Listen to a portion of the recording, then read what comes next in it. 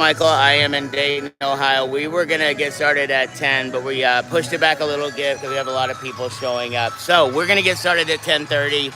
I'm going to leave it on live if there's chat or something. If anybody could let the other people that join us and get started know that we are going to start at 10:30. So thank you so much, and I will come back and update periodically. We have a lot of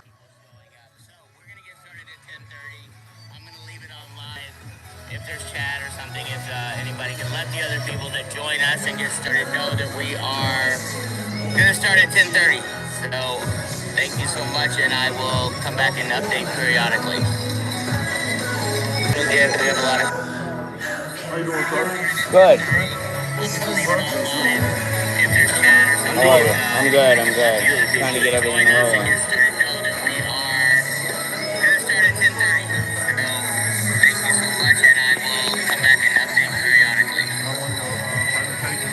Well, I'm gonna stream it back there. I'm gonna stream it.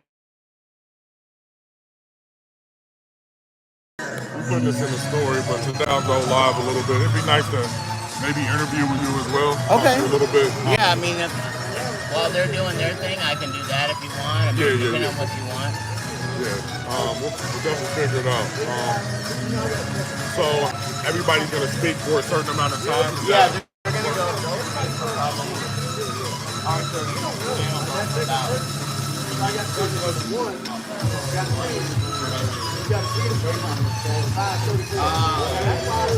been doing it a long time. It's fun though. It's fun. I like this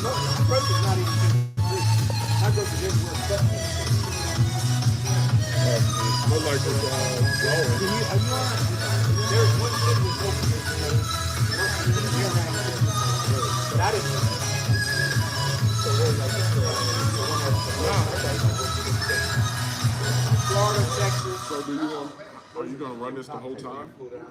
So then why do we even need a Zoom? Well, no, we do need a Zoom for the people who are going to watch. We don't need a Zoom. Yeah, I told them the other week. I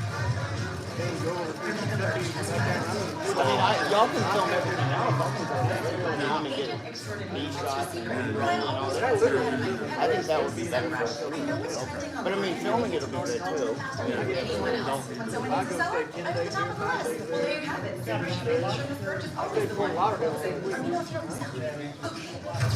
I just didn't think that just work with just You deserve center stage. Step into the spotlight with SEMrush.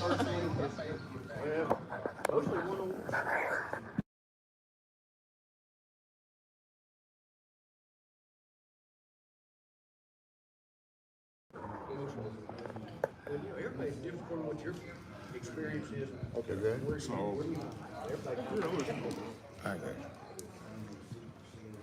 And I'll have my mic on, so. you're going to be in the... Yeah, I'm gonna move that. Okay, so you're not going to really be biased. Okay, I got No, I'll move it. I walk around a lot. Okay, But I'll try to remember I'm on camera with that, so I'll stay in it as much as possible. So if you go from projector to projector, from the end of projector, that's basically where it kind of covers. Yeah. I mean, so you got like, Have you seen those yet? just from that. Side of the screen. Yeah, from the side of the screen to the white, to the board. So once you get to that board, if you start walking to that board, then you know, all right. Where's my music? Turn it right back up. Anatomy test for skateboard. Forbid. Huge Dallas Cowboys. What? That's what's up, man. So crazy.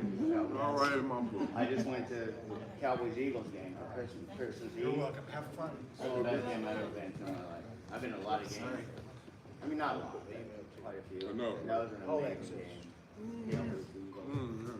My son, my son raised in the Cowboys game. Lives in Florida. Virtually, He has to be a Cowboys fan because he lives with me. Right. So he's never, when he was younger, I took him to games and good stuff, but he wasn't into it as much, but now he loves it. How you doing? Nice to meet you. They say, oh my God, I see the way you shine. Take your hand, my dear, and place them both in mine. You know, something that night I was passing by. And now I beg to see you dance just one more time. Ooh, I see you anytime. And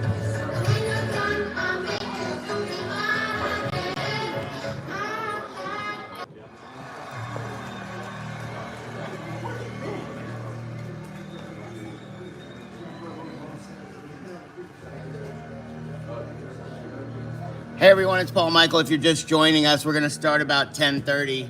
I'm letting some more people jump in here with us, so we appreciate you jumping on the stream, and we will start about 10:30.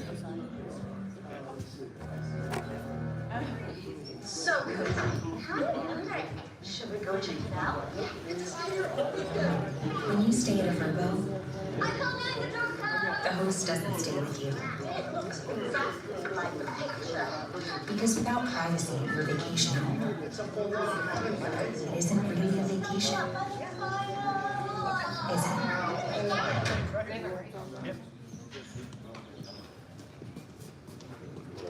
Don't be back row Baptist. Y'all can move up in the front. Talking about 10:30. Close to your heart of me, the How you doing? I'm Paul. Don Stewart. Nice to meet you, Paul. Good to see you. You a part of our company already, or are you just looking at the company? I know a friend invited me. Okay. Yes, sir. Awesome. If they have your personal Well, information, I'm from Florida, and I'm cold here, so. Oh, I I gotta bet. move around and warm up. I'll I bet. told everyone this morning I was looking at the weather before I came, and I'm like, it's only gonna be like 40s or 50s. And then I got up this morning, it's like 25, and I'm like, what happened? Right. Have you been to Dayton before? I don't know that I've ever been to Dayton. I've been to Cleveland once or twice. I've been in the airport once and did a seminar. So I've been to Cleveland, but that's a little ways away, right? Yeah. It's about 3.5 hours.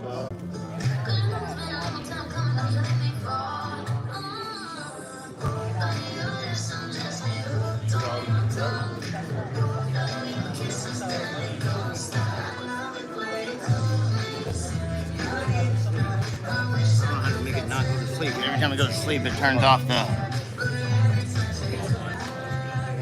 So hey, Arthur, you may not know. Whenever you're speaking, stay on that side, like stay between there and there, like between the screen and those whiteboards or whatever. Stay right where the chair is. Well, I mean, as long as you're in, but like with the screen, just so you stay in here. Okay, got it.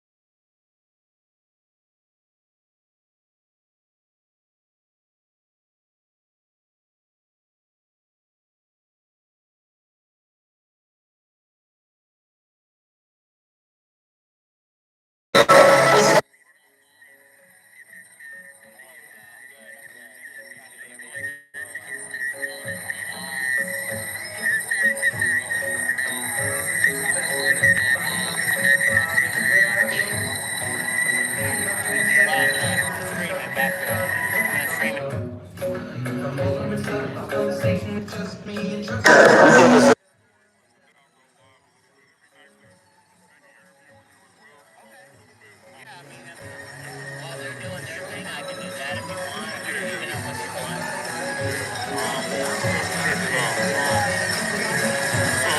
Everybody's gonna speak for a certain amount of time.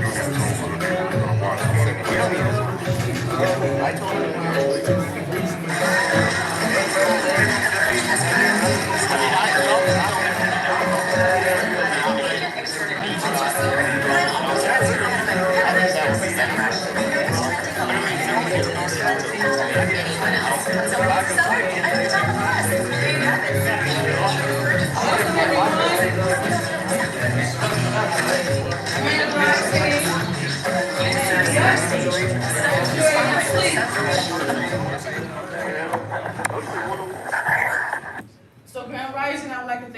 everyone for coming out. We're going to do a few housekeeping rules.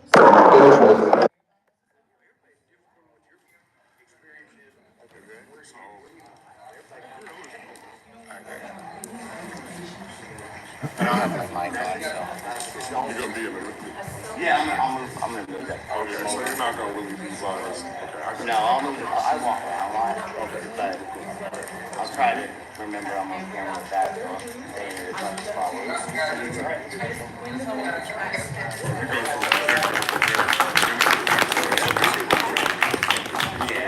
got like. Have you seen those yet? Thank you, thank you, thank you. Side of the screen. What's up, Dave? Or shall I say Cleveland, Ohio, Sydney, Ohio, Tennessee, Toledo, Dayton, Detroit, Columbus. Look at this. Swifty in the house. We got my sisters, family, and friends. Welcome, everyone. What you're witnessing here today, look around. There's not many people here. I've been a lot But of I'm a firm believer that those who are meant to be here, this is so much bigger than just seeing how many people we can put in the room. It's about the ones that are in here. Leaders are in here. Impactors are in here. So he's never, when he was younger, And I'm so excited. So is it okay before we get into the content that I go ahead and just really talk to you guys? They say, oh my God, I see the way you shine. Take your hand, my dear, place them both in mine. Mother of a lot of very sisters and brothers. I was passing by. And now I'm back to see you dance just one more time. You know, God can't always do it like that. You know, and that's what you do.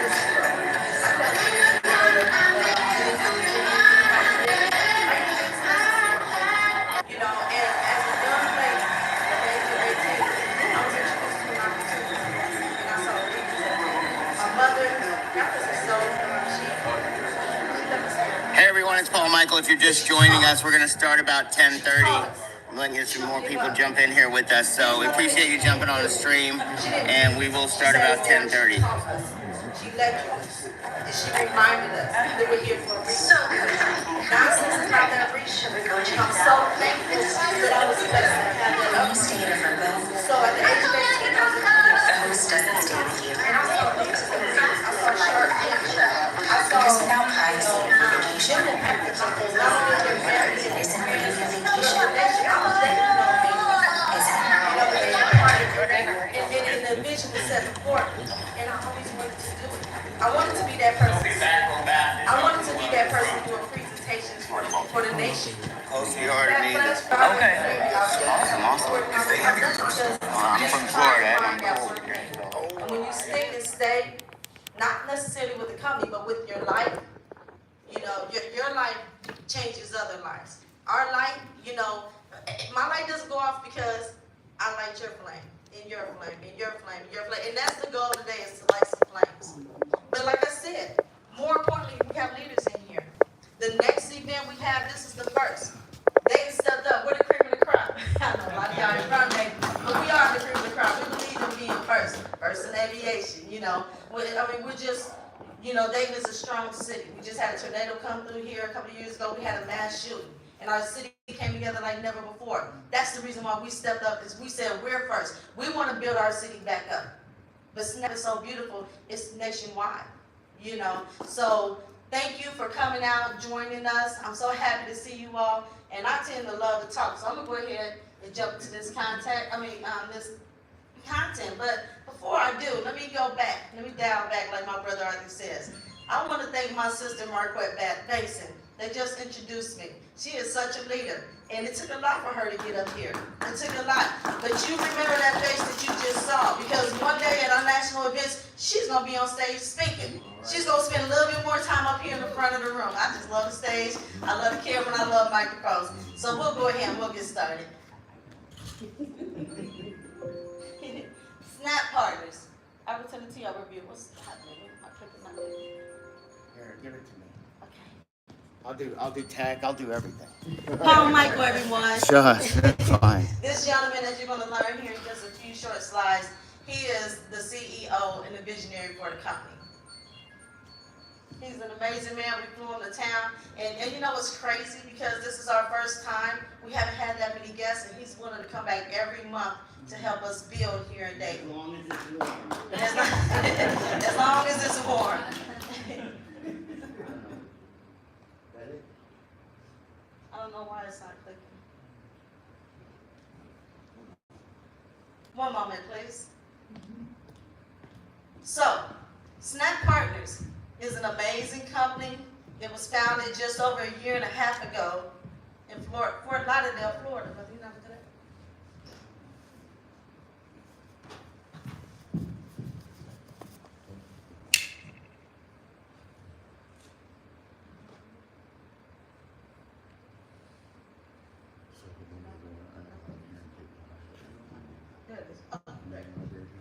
All right, here we go, everyone. So yes, Snap Partners, we actually pre-launched, I think we jumped ahead. There we go. We actually pre-launched last June 2021 out of Palm Beach County, Florida. We have currently been participating in the $107 billion delivery business and more. We've already been capitalizing on the projected 100% growth in the industry by 2025. And with that being said, because of our business model, we have already begun to disrupt the major players within the industry, and I'll show you how. I'm going the wrong way. Okay, so Mr. Paul Mikel, what you see here, this is our corporate lineup. I call him the starting team. We have Mr. Paul Mikel, the CEO of the company. He is the Chief Executive Officer. This man is we call him the billion-dollar visionary. We have Mr. Anthony Swantek, the Chief Operations Officer. This man is absolutely brilliant. And then also we have Mr. Garrett Hagan, the CFO, the Chief Financial Officers. These three have been doing business together for some time now. Collectively, they've built multi-billion-dollar companies spanning over several industries. So I know that sounds a little like some hype, but let me back this up. Mr. Paul Mikel and Tony Swantek, they decided to create Snap Deliver. They had already been in the delivery game, but they didn't like the way restaurant owners were being taken advantage of. So Paul thought that they could do it better. They went back, revamped things, and they came with a wonderful formula that is totally disrupted DoorDash, Grubhub, the major players, and we've only been in the game for 1 year. But anytime you look at a company, before even the products and services that they sell, that they promote, you gotta look at who's heading it up. You can't just get in the car. I don't know about you. We were going to an event in Cleveland one time, and once we were riding the charter bus, and I thought Arthur was driving. But then plans got changed, and he said, "Oh no, sis, you and your daughter are gonna ride in that car with him." I didn't know this man. I'm like, "Hey, bro, I ain't going," because I don't let just anybody lead me. I'm a leader, but I don't let just anyone drive me and my family. I'm very careful. So the same thing in business. You gotta look at who you are working with. You gotta look at what they bring to the table. You gotta look at their track record. And since we've been in conception for over a year, let's look at what they've done. This man, Anthony Swantek, within 4 days of him and Paul Mikel bringing Snap Deliver to conception legally, within 4 days, he goes out over here to the side with another best friend from kindergarten, and they start another company and a CPA firm. So he tells Paul, you go ahead and you build that part right there. I'm going to do this over here, but I'm going to bring it over there. So in 1 year's time, this is who we're working with, you guys. This gentleman in the middle, Anthony Swantek, they went and they earned over $1 billion in under a year. $1 billion. Not just doing things to lace their pockets, they're helping other business owners. And we won't get into all that. I don't want to get a little bit ahead of myself. But it's an amazing, you just got to look at, let me know what you're looking at, what type of people you're about to be amongst.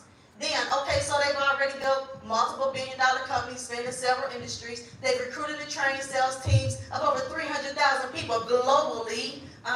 And then they have an experienced management team with over 100 years in business experience. So though they've been in conception for just over a year in this industry, but they're not new to the game.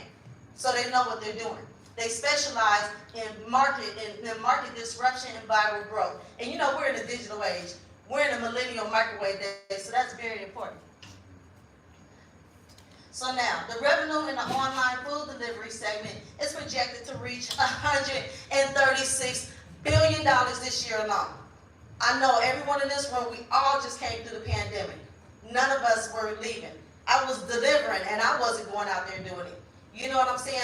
But people online, restaurant owners, a lot of them, their business stayed afloat because of the delivery industry. And millennials, they prefer the delivery industry.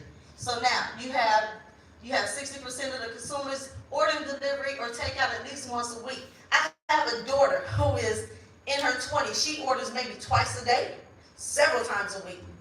Okay, and so 74% of the millennials, they prefer delivery. And then the digital delivery online, that's grown over 300 times faster than dining traffic alone. How many of you guys were afraid to put in your business cards when you first started ordering off Amazon, your bank cards? You were nervous about doing it. Now it's not a thing, right? You just swipe, you type it in, pay now, hit the button, and it's on the way to your house. If you got Prime in 2 days, pay me, Jeff.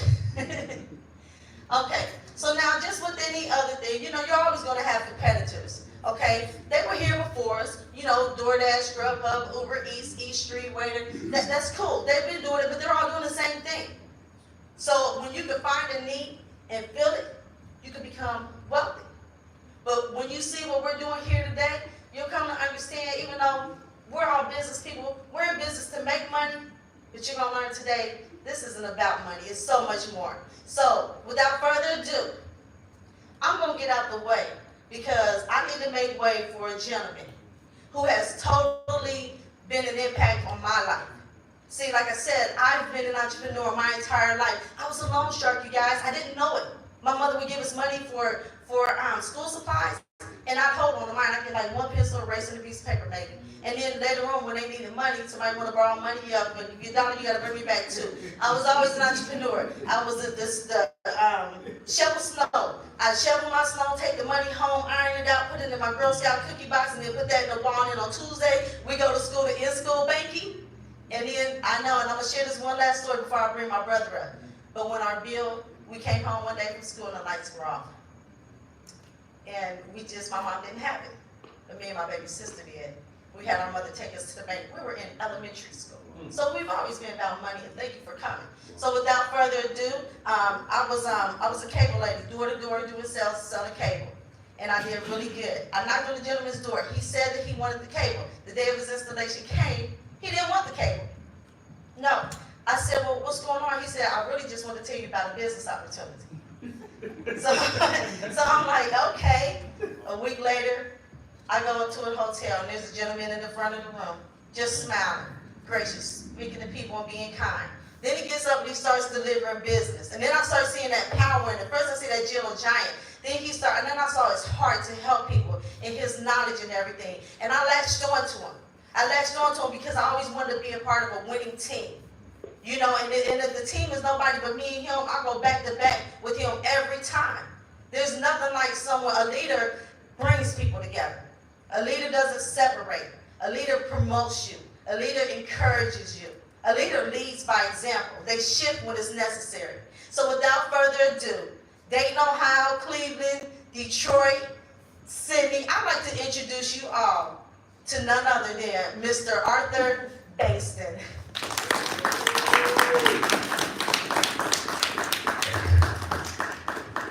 Good morning, everyone. Good morning. When she was talking about it, I said, who is she going to bring up? Thank you so much. You know, it's been a pleasure, you know, to say the least, to work with the individual, as you've seen, very dynamic. We do not agree that she gets a great presentation, great energy. I wish I had her energy, you know. She speaks about how someone introduced us, and since working together for the past, 4 years, I believe it's been, we felt like we grew up together. You know, and she's been really a sister to me. You know, we call each other brothers not because just of color, because we really work together. We have a like-mindedship, and we been able to work together in this industry, and it is so exciting. Who agrees that if you find something that you can make money with and love to do it, it's not really work? You know, and that's what it's been. You know, I've always looked for opportunities, always been open.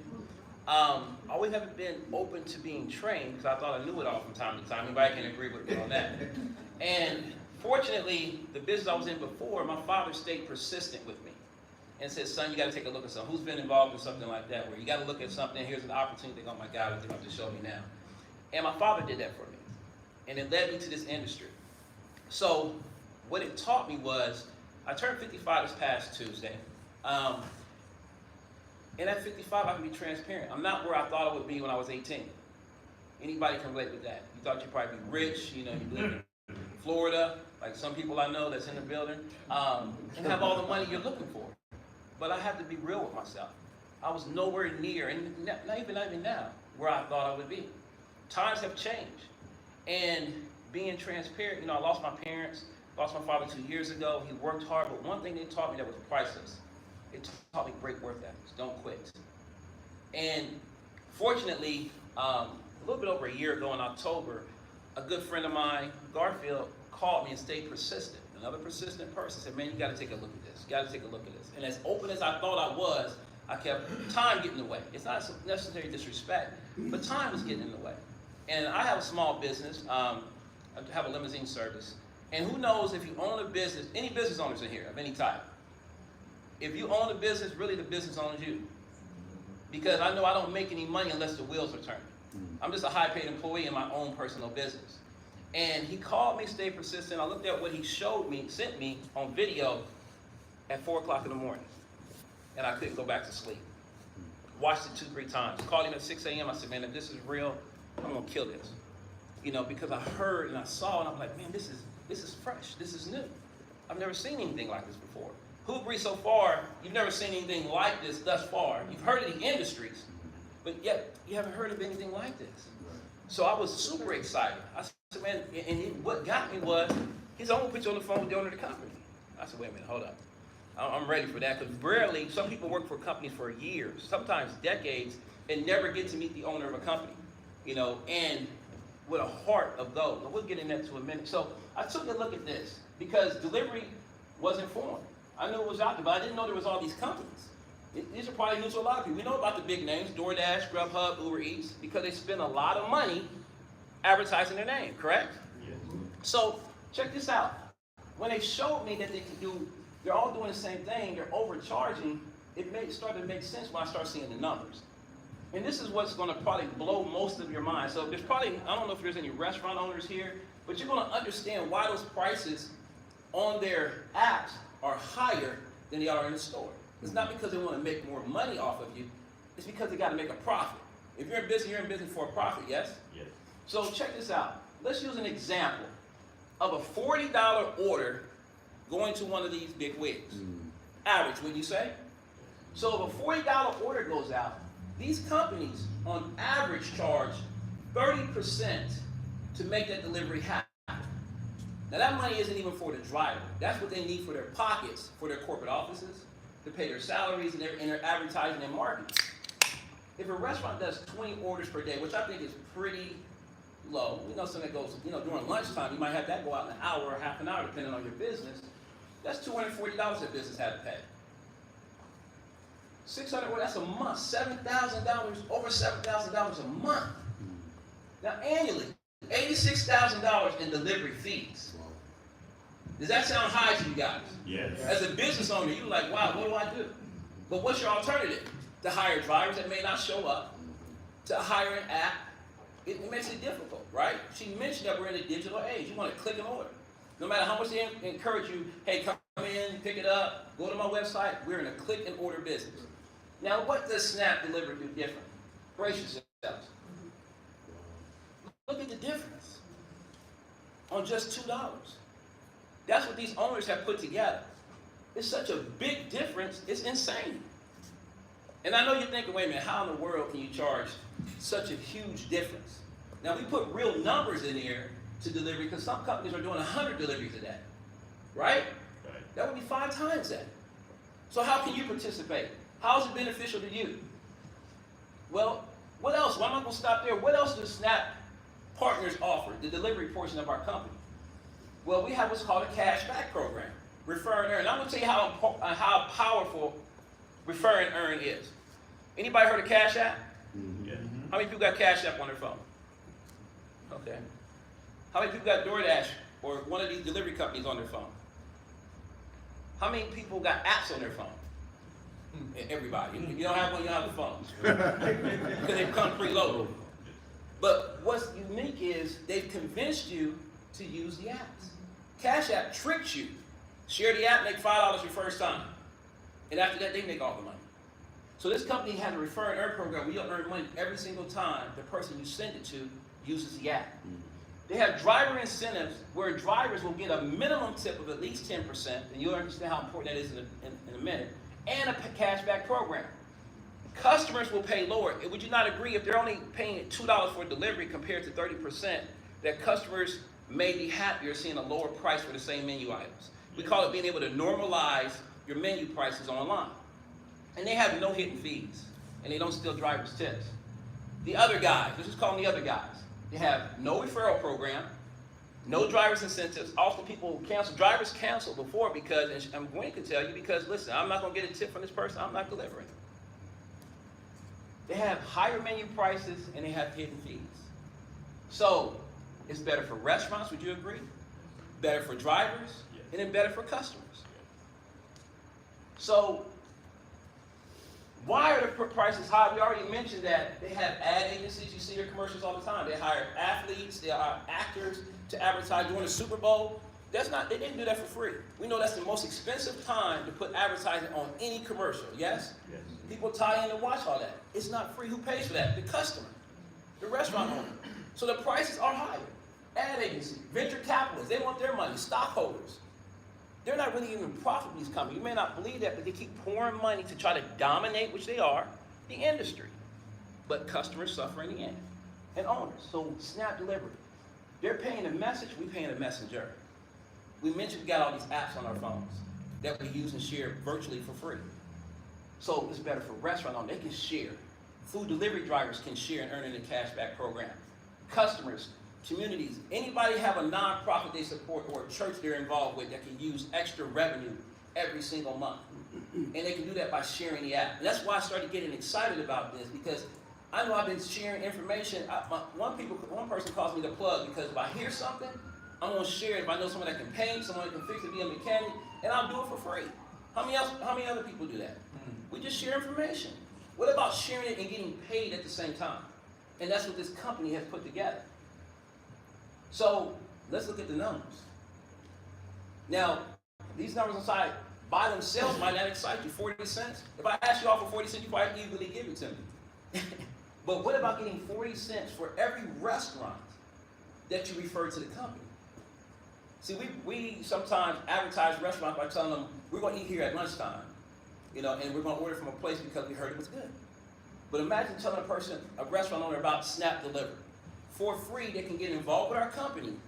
And as our company does the deliveries, you'll get paid 40 cents on every delivery that goes out that door for the rest of your life. That is exciting. Refer a driver. Every single delivery that driver does, no matter where they drive in the country, the company will pay you 20 cents per delivery. And customers, they have two options. They have three, but we're going to talk about two. They have an order as you go. They pay $1. You get $1 every time that customer orders. Gwendolyn spoke about her daughter ordering twice a day, multiple times a week. What if those dollars were hitting your bank account because you referred her to Snap and she used the Snap app to order from her favorite restaurant? That's saving money. Or if they have a monthly pass, which they pay $10 a month for, you'll make $2 every month. They pay their monthly pass. See, some of you don't look excited. Some of you looking like your eyes are wide open. But that's residual income. Most people don't know about residual, and most people never earn it. But this is the way that you can make money. That's how wealthy people make money. They plug and play, leave it alone. You got residual bills. Your electric bills due every month. You turn it on once, sign up for one, it comes every single month. Your water bill comes every single month. Your cell phone bill comes every single month. Those are residual bills. So shouldn't you have residual income to pay your residual bills? And then we have refer managers where you can even make more money than what you personally do. So we have more. There's more. As the commercial, there's more. We have a prescription delivery program that allows individuals who unfortunately may need prescription drugs. So we can help them save money on their everyday prescription drugs by simply enrolling with our program for free. You can share this card everywhere you want to, share it on social media, put cards out at the local pharmacy. They can look online where they can save up to 80% on their daily prescription drugs, and you can earn Insure coins, which you convert to dollars. and it's free. And we're going to be doing delivery of prescription drugs as well because some people can't get out. If you're sick, you don't want to go out.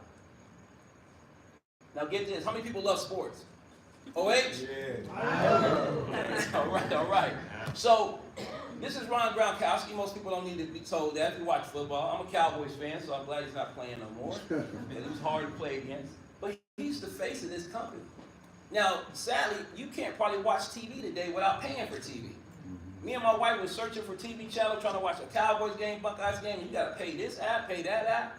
What if you could save money and watch all your favorite shows, especially sports, on one streaming service? Vidgo is the way to go. Vidgo has great packages for homes. It has so many channels. It's unique, and it's great for businesses as well. You see these businesses with all these TVs, they're paying thousands of dollars a month. We've been able to help businesses cut the price by at least 3/4 by signing up for Vidgo. They have unique features where you can watch TV with your friends. If you have like kids across town, friends you want to watch an endearing movie with, guys you want to talk crap with, on football games, basketball games, collectively, like a shared watching streaming service. Vidgo is a great way to share that information with individuals and make money through a legal streaming service that's the best in the nation. Now, ghost kitchens, snap kitchens. There's things that usually go on that a lot of times we don't know about. And there's a wave that's taking place called ghost kitchens.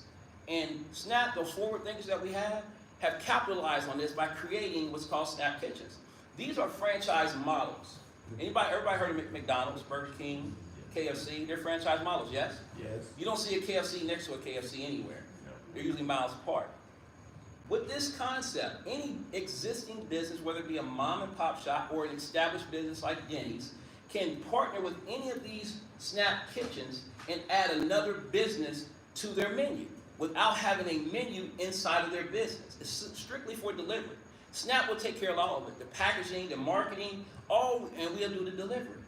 So they have another presence where everybody likes to order online, so they can make more money. They don't have to increase their staff. How many people, if you had a business, would like to make more money on your current business without putting a sign out, having more waitresses? This is a great concept, and they can have one or all of them.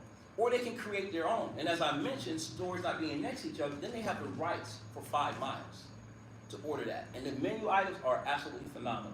So Snap Kitchens is another added value to what Snap is doing. This here. Listen, I'm not any finance professional. I have a friend here that knows all about finance. Anyone heard of what's called the PPP loan that went out during the CARES Act under the old administration? Yes. How many people got it when supposed to? We ain't got enough got it. No. But anyway, it was meant to protect the business owner. It was called a payment protection plan. But under that same act called the CARES Act, there was one act called the ERTC, Employee Retention Tax Credit. Banks were incentivized to push the PPP loan because they were paid some money to get the loans out to people. And the IRS funded it. Well, check this out. The Employee Retention Tax Credit, if you got the PPP, you couldn't get what's called the ERC or ERTC. But because of recent law changes, it's now available, and the rules have changed. It used to be where you had to have what's called a significant decline in revenue, but that even changed. Supply chain issues, a lot of things have changed with that. But what's more important is the fact that you can benefit from sharing that new information with your local business owner, your local restaurant, your doctor's office, your veterinarian office. Anyone who owns a business that has W-2 employees, and when I tell you this company is so generously paying us, I wish Paul wasn't here because I should have said to Jay, he might take something back. But being very generous by us just referring again businesses and allowing them, Jones and Associates, the CPA firm that we partner with, to take care of everything else. When I tell you everything else, it's like a plug and play. You can be the plug and make a lot of money doing this business. Now, check this out. Let me go back. One more thing. And we're going to get into the amount of money. Later on, we're going to get into the amount of money. Let me give you this. I'm sorry. With the Employee Retention Tax Credit, and a business can receive up to $26,000. I'll say it again. $26,000 for every single W-2 employee they kept hired during the pandemic. And it is not a loan. It doesn't need to be forgiven. It doesn't need to be paid back. And it's not stipulated on how they need to spend it. So if you're a business owner and you have W-2 employees, you can apply for this for free and see if you qualify, and the IRS will mail you a check directly to that business, and you'll be paid 4% of the return to that business. When I tell you this is changing some people's tax bracket, it is absolutely, and there's some people here you'll hear from later that absolutely have been crushing this by simply referring people through this program. So let's look at some income examples. You see, first of all, in that left corner, you see what's called, what does it say? Free member. So whoever invited you in, if you're online watching this, this is free. I've joined many businesses that it costs me money to get involved, and that's okay. Would you not agree that's okay? Yes. But this business, Mr. Michaels, Mr. Swantek, Mr. Hagan, say, you know what, we need your sweat equity. If you're willing to work, you can get paid. I'm still blown away at that. Because the amount of money that's being generated by some people and the potential that's out there. Now again, if you don't do anything, guess what you don't do? You don't earn anything. Is that okay? Yes. You get up every day, go to work. You know, if you don't go to work, you can't go to your boss and say, I got a check coming. It doesn't happen. So if you put in work, you can get paid. And you've seen where we have residuals. So check that out. Let's put those numbers together we talked about earlier about the restaurant delivery service. Oh, now you use the mic. Oh, I'm sorry. Can you hear me better now? Absolutely. All right. My apologies. Let's put some numbers together. Let's say you refer 10 restaurants to Snap Deliver, and they start doing deliveries. And they do 20 deliveries a day. Collectively, what's that, 200 deliveries a day total? At 40 cents, that's $80 a day that you earn residually that you did not personally deliver. Now the numbers start to make more sense. A little bit more excitement there, $80 a day. That's $2,400 a month in residual income because people are ordering. Now let's talk about the drivers. If you refer 20 drivers, now mind you, they don't care if they're multi-app. So if you know a DoorDash driver or a Grubhub driver, you can simply share a link that you're going to be provided for free, and they can deliver for our company. And they're going to be happier drivers. And if they did 20 deliveries a piece, that would be 400 collectively a day. And you can share this with anyone around the country. Commission-wise, at 20 cents, that's $80 a day again. That's another $2,400 a month in this example. Now, what do we need in this nucleus? We need customers, right? If you refer to 100 customers, mind you, especially if you're a nonprofit, it's pretty simple to share a link with everybody. Would you not agree? Yeah. Schools, booster programs, campaigning it, share it on Facebook, download a free app. We've been doing it. If you do that and order twice a week, like Gwen's daughter, that's 200 deliveries a day combined at $1 commission. That's $200 a week, $800 a month. Put those numbers together. That's over $5,000 in this small example. Even if you don't hit that, what about 10% of that? Who could use an extra $500 a month? Would that pay a bill? Yeah. Would that get you a different car? Yeah. Could you invest more money? Put more money back for a rainy day. Mind you, this is something that people do anyway.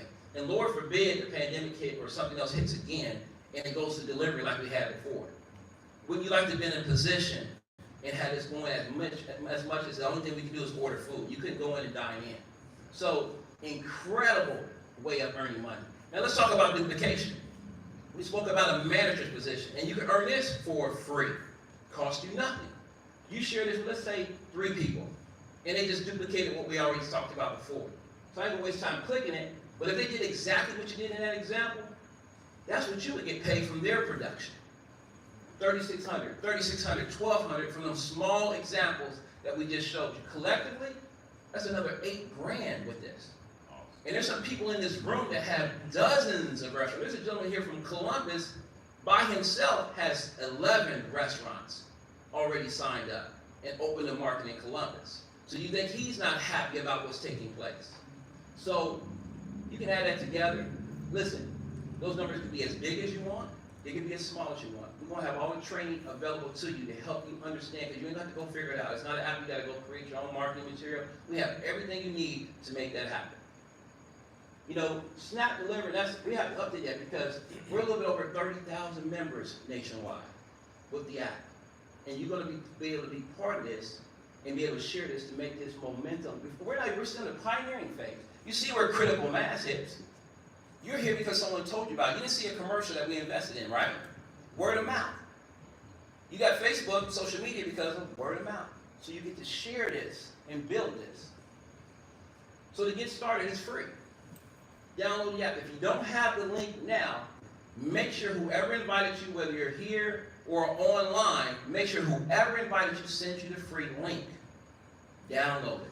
They'll show you how to get your own link so you can invite drivers, people who want to order, people who want to refer any of the industries that we have for free, and you can start getting paid. And then you can start earning that percentage that we mentioned. See, we have restaurant training to teach you what to say, how to say. We don't leave you out in the dark. We have trainings on Tuesdays via Zoom. We have the owners, and this is what kind of got to me about this business, is that the owners hold a weekly Zoom letting us know where the company is at. It's amazing. They're so transparent, I feel like I've snuck into their meeting sometimes. Right?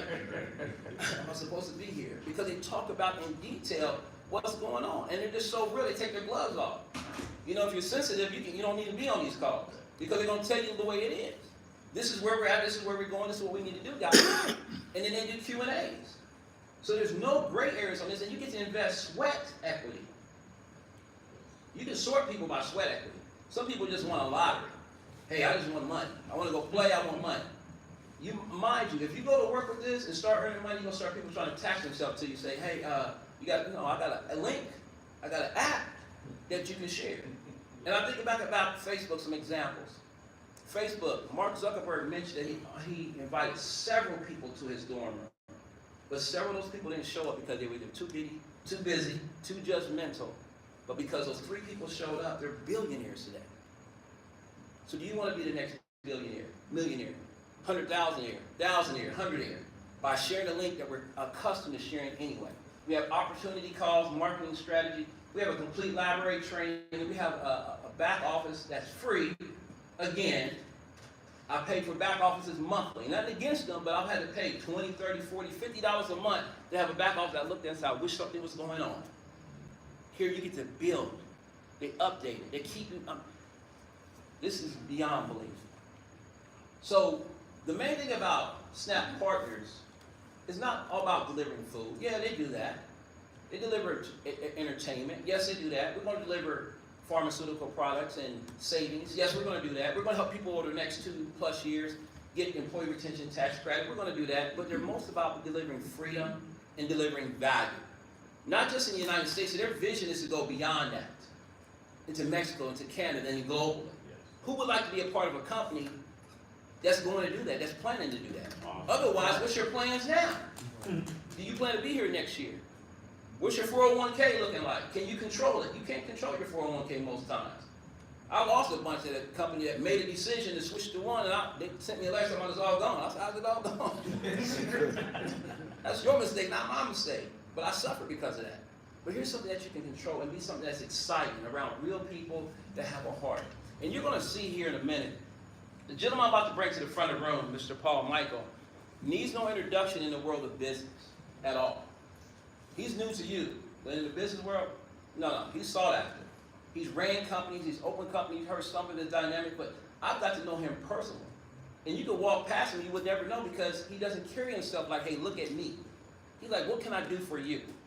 To the point, me and my wife had plans to get married. The pandemic changed that during the first year of the pandemic. Then the second year we couldn't do it. Got invited to this opportunity, was headed to an event in Vegas. And in the conversation, I put a text out, hey, we're going to get married in Vegas. He reached out and said, hey, I didn't know you was getting married in Vegas. He said, when did you plan that? And I told him the story.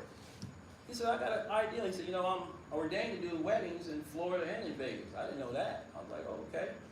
He said, well, if your minister changes, he said, let me know. Who knows, you don't pick a minister prior to going to Vegas. You might end up with Elvis or anybody else. So I said, we don't have one. We decided just to do what we was going to do, get together later, because we wanted to make it right and just get it done. He said, listen, call me. I've got a crazy idea. Now, they had spent a lot of money on this place called Mansion 54, and it's famous for a lot of things. Michael Jackson, Tony Bennett. Beautiful place. I had never heard of it. He said, take a look at this. I said, oh, that's nice. He said, how would you like to do your wedding here? I'm thinking, I don't want to tell this man I ain't got the money to do it. He said, listen, if you want to make it happen, I'll make it happen for you. Who does that? Sometimes your own church pastor won't let you have it in his church for free. Here's man will let me have a whole venue for free and going to do it. Took care of the cake. I was like, man, this is like a dream. I told my wife, she was silent on the phone. I said, did she faint or did she what happened? She said, do you want to do it? He said, oh, she said, absolutely. I'll tell you, we had such a great time. We had over 300 people, I think it was, at our venue. We surprised on that Saturday, streamed it. I was so excited. And I'm still excited today, but more importantly, this gentleman I'm bringing to the front of the room, I can't speak enough. I can stand here for an hour talking about him. He's here, and I don't know how we convinced him to leave hot, sunny Florida, 70-plus weather, to come here to cold, cold Ohio, but he's here. And he's been here for 3 days. We've had a great time the past couple of days, but more than anything, we've been able to sit, talk with him, learn from him, see where his mind is going. He's opening us up to some things that's going, so I'm super excited. So if nothing else, Ohio, and whoever else you're from, please help me bring to the front of the room. My friend, our business partner, CEO of Snap Partners, Mr. Paul Mikel. Thank you.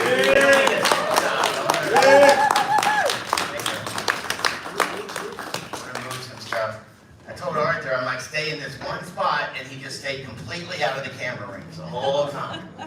So what I'm going to do is put up things that I can't move. I have to stay in. Thank you. Awesome. Perfect.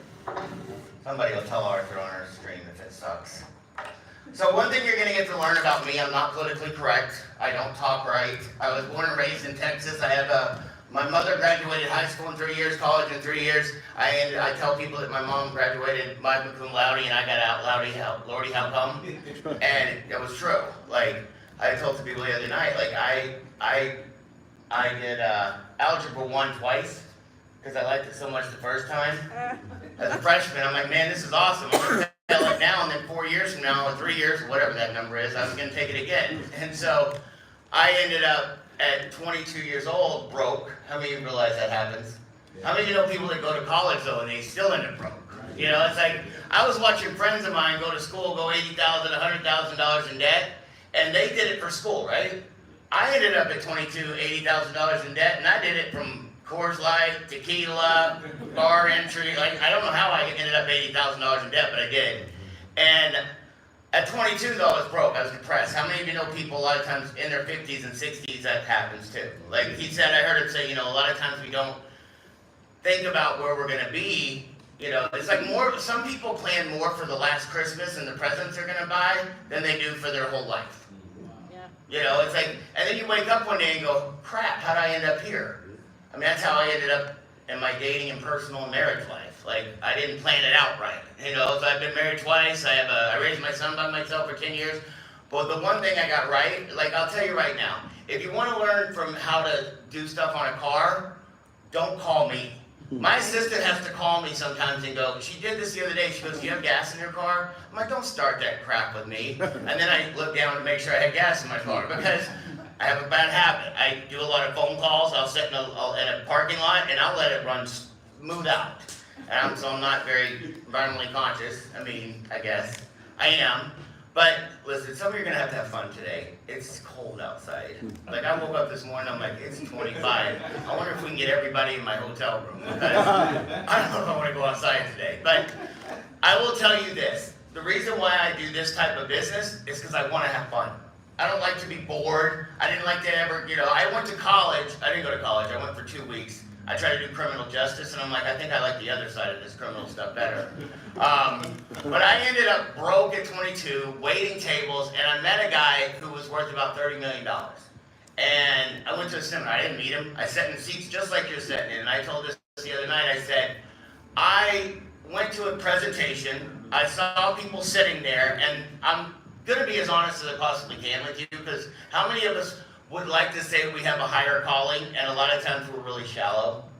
I'm going to admit how shallow I was at 22. They had a woman in front of the room that had the most amazing legs I'd ever seen in my life, and they had a guy that had a check for $15,000 he'd just made. And I'm like, if they let me talk to her without calling the police, and I can maybe have like half of that, I'm in. And they were motivated, they were excited, they were vibrant. And I'm like, I never in my life thought I'd be sitting and owning a company. If I could have made $3,000 a month at that time, I'd have thought I was in heaven. I was living with 3 guys in a house, I didn't have a car, I wasn't going anywhere. and I met this guy, and how many of you, sometimes ignorance is bliss, have you ever heard that? If you don't know something, it's okay. But when you know there's a way to do something different and you don't do it, like, I used to tell my parents, well, I don't know. My dad's like, ignorance is not an excuse. And I'm like, it's the only one I got. But it's like as you grow up, you start thinking and going, oh my gosh, there's a different way. But then it becomes, how many of you have ever heard all the knowledge in the world without action still appears as ignorance? It's the truth.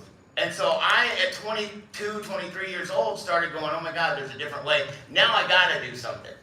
You know, it's like I gotta change the ways I do it. And this guy I met, the guy that owned the company, I sat in seminars, I started paying attention, I started going to stuff on Saturday mornings. I mean, how many of you realize you could be anywhere else in the world on a Saturday morning right now?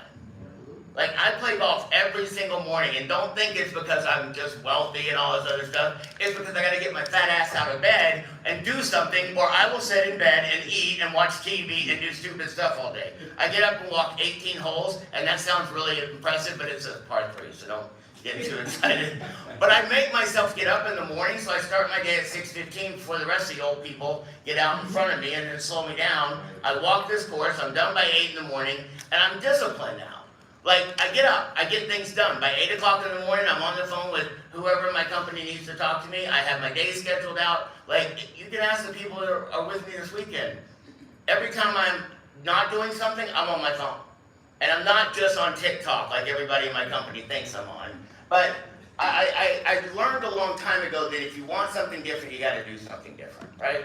Like, my mentor taught me, for things to change, you've got to change. For things to get different, you've got to be different. And he goes, what do you think you need to change in your life? And I'm like, oh God, we don't have that much time. But I started with little things.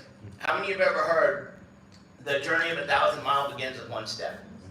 And so I did that. And it's funny, I knew coming here, like, I knew when I came to this thing this weekend, they were going to have these big, huge numbers in their head. We're going to have 100 people in that room. And I'm like, that's not going to happen. I didn't say that to them, but I know how this goes. It's like, you got to start small. Like, if there was 500 people in this room right now, or 100 people in this room, the opportunity for you sitting here right now would not be as great. You know, and it's like, I have people that come to me, and you heard them talk about how would you like to be around when Facebook started. How many of you would have liked to have been around Facebook? Bull crap, you would not have. And I have people that go, I wish I would have been around in the company when Snap started. No, you don't. Because I would have just routed all the phone calls to you when people go, when are you getting this app? It's coming. Like, my partner Tony calls me one day and goes, listen, we have these people that are in another company, and I know you're not going to start this till March. When, can we start it sooner? And I'm like,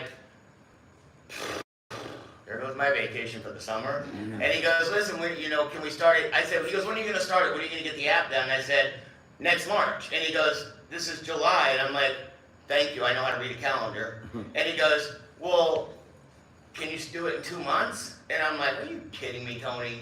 And I go, sure. And he goes, is that a real sure, or is that a sure and we'll figure it out? I go, it's always a sure and we'll figure it out. Because guess what? No matter how much you plan in life, no matter what you set down, now there are some people that will set a plan and stick to it, right? I hate those people. Because I'm not those people. There's an analytical person that can sit there and do those things, and then there's people like me that I just throw as much against the wall as I can and I see what sticks.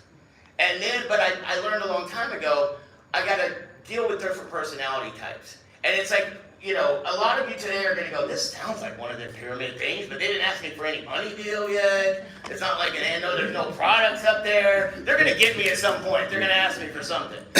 I won't. Arthur might, because that's the kind of person he is. Just kidding. But what I want you to do, and I want you to participate with me today, like, I want you to understand, like, how many of you have ever seen a company, like a network marketing company? We all know that what it is, like, right? Just, let's address the elephant in the room. It's not me all the time. And some of y'all don't get my jokes, but somewhere on the way home, you'll go, oh, that was funny. But I want you to help me out. Like, in network marketing companies, how many of you have ever been excited about one? Probably wouldn't be here today if you had never gotten excited about one, right? But if you ever hit it big, you probably wouldn't be sitting here with me today, right? And I'm the only idiot that has hit it big, and I just keep going because I got nothing better to do. But in life, everything has pros and cons, correct? So I want you you to help me. I want you to let's talk about the good things that network marketing companies have. What are some good things that come from network marketing? Income. For some. Unlimited income. Residual income. There you go. Personal development. Okay, good Lord, I can't write that fast. Residual. I'm gonna write those down. Residual. What was the other one? Personal development. Personal freedom. I love the fact that somebody just gave that answer. Spelling is not one of them. My mentor taught me, listen, if you get much money, you can hire somebody to spell. And now the internet just does it for you, right? Yeah. What else? What are some other things? A business family. Friendship? What else? Freedom. Like-minded. Like-minded. Freedom. Friendship, right? Business family. Thank you, Morgan Freeman. If you get to know Donnie, like I got in the car the other day and I couldn't stop listening. I'm like, just keep talking. He talks like Morgan Freeman. I just keep expecting him to go, and my friend, Andy Dufresne. Some of you too young to know who that is. What else? You get to meet famous people. You do? I have. You don't have to punch a clock. You might want to punch people, though. Me, famous people. That's good. That's funny. I never heard that one before. Friendly. What was the other one? Don't punch a clock. No clock. I'm just putting that. It provides easy access to a business model or business opportunity. Like that you may not have had. Right? The barrier to entry is a lot better than having to go out and start your own business and have to put $2 million in it. Exactly. See, y'all got it easy. Y'all get to get into this for nothing. My entry was a lot higher than that. Easy access to business model. Low capital investment. Gotcha. No, what else? Travel. Great experiences. Vacation. Financial literacy. If you say the key phrase, do you get a prize? No. It's already been said. Okay. Vacations, Business. financial, education, I'm just putting that. FE. What else? Business owner. You have to be a business owner, right? Which is awesome, but it's horrible for some people. How many of you, when you become your own business, you become the best boss you've ever had in your whole life? You know, it's like people go, I'm on my own business now. Well, what are you doing? Well, I'm going to take, you know what? I'm going to take off Mondays now because now I don't want to business. And, you know, Tuesday I'm going to get started about 10, then I'm heading to lunch about 11:30, come back, watch a couple episodes of Jerry Springer. I'm not telling you what you would do, I'm telling you exactly what I did. Because now you've got the best business owner you've ever met, but your business has to actually make an income. And it's funny because a lot of people get into network marketing and they want all these things, but they don't understand it still takes work. Like there's a saying that says entrepreneurs will work 80 hours a week so they don't have to work 40. Like I work more now than I did when I got started in this industry. But guess what? The benefits, that residual income, in about 2 years, when I quit working, this will keep going.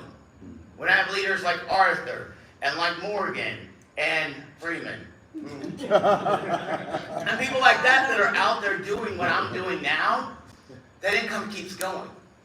But it all comes from, for me to get there, I got to build leaders. You know, and it's funny, I see this, I got out of this industry for a while because I hated it. And I could fill this board up with cons, but I want you to help me do it. What are some of the bad things that come from network marketing? Objections? Like people telling you no, rejection. Oh God, yes. Once again, back to my dating life. Rejection. What else? Greed? This industry does, it attracts some of the most scumbag people on the face of the earth, or it turns them into it sometimes. And the systems and the pay plans, a lot of time, perpetuate that. Because it's like, oh, for me to get paid, you need to buy a bunch of products and go sell that stuff. So why don't you go buy $15,000 worth of shampoo that you don't need? So what else? Yeah, having to be on auto ship all the time. Auto ship. Work. A lot of work. Of course you said that. Of course. What else? You might not make no money. Most people don't. Most people don't. What is the word?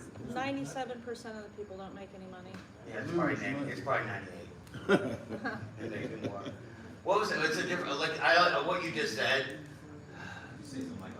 You said unlimited income potential? Right. You could have no income potential. No income potential. No guarantee. Right. Listen, I'll tell you right now, like when we do stuff, my partner, we just redid our pay plan stuff and these slides, and we have a whole slide dedicated to it. You probably won't make money with this. Like, I'm telling you. Like, because listen, I don't want anybody ever having the false thing that they're going to come in here and because they decided to get involved with us, they're going to get wealthy. That doesn't happen. If you don't do the work, this one right here, if you don't do the work and you're not willing to take the time and you're not willing to get better and you're not willing to listen, I fell on my face so many times. I can show you a video where I went on stage in front of 500 people. I busted my ass so hard it wasn't even funny. Guess what? I got back up. I used that video to make another $20,000. I'll tell you about it later on. But I just kept doing it and kept doing it. I was telling him the other night, my first presentation in front of a group of people was 4 people in a room in Shreveport, Louisiana. I had been writing the pay plan. I'm telling you, I can write a pay plan so amazingly.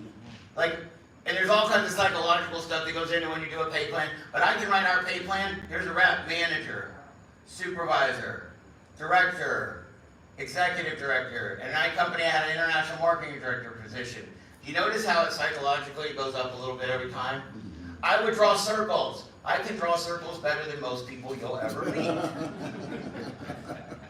Now, if you get this person that gets this person, that gets this person, that gets this person, and you're going to have 3%, you're going to make a bunch of money, and you walk out and you're like fired up, right? Right. And then you go home to somebody that rejects you. Right. You go home to somebody who goes, I got it fired up. I went into this meeting, and they're like, if you want to come back tomorrow, she'll still be here. We may have a restraining order against you by then. We didn't. But they're like, listen, you can come back tomorrow morning, and guess what I did? I went home and talked to my parents. My parents, like I said, my mom graduated high school in 3 years, college in 3 years. My dad's a computer genius. He built one of the first computers in Texas, TRS-80s. He was all this stuff. But I'm adopted, so I didn't get that smart blood in me. And I was like, I went to them because, listen, they taught me I had to go to school, right? You got to go to school. It's not as prevalent now. How many of you think parents don't push their kids to go to college as much as they used to? They don't. The number one thing that people used to, or number 2 or 3, used to, when we were growing up, people want to be a doctor, a lawyer. Guess what your kids want to be now? How old are you? What do kids want to be now? When you let me hit that. What do kids want to be when you grow up? Rapper. Or what else? YouTuber, right? Did you say YouTuber? That's the number one thing kids want to be, is a YouTuber. Like, that's it. Because I have a kid in Florida. He went and convinced his parents. He was making like $40 a month on YouTube. And he went to his parents and said, hey, I got one. I'll take that one. He went to his parents and said, you just wanted me to walk out of frame.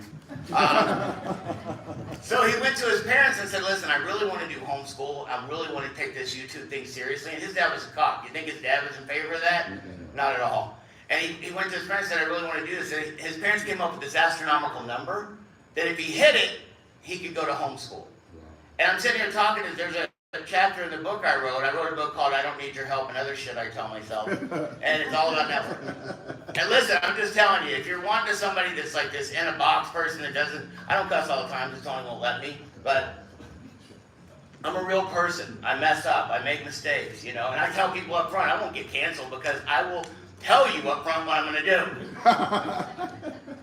So that's why I love Dave Chappelle. He'll come out and tell you, I'm going to say all this stuff. And then he says all this stuff, and people go, wait, you said all that stuff.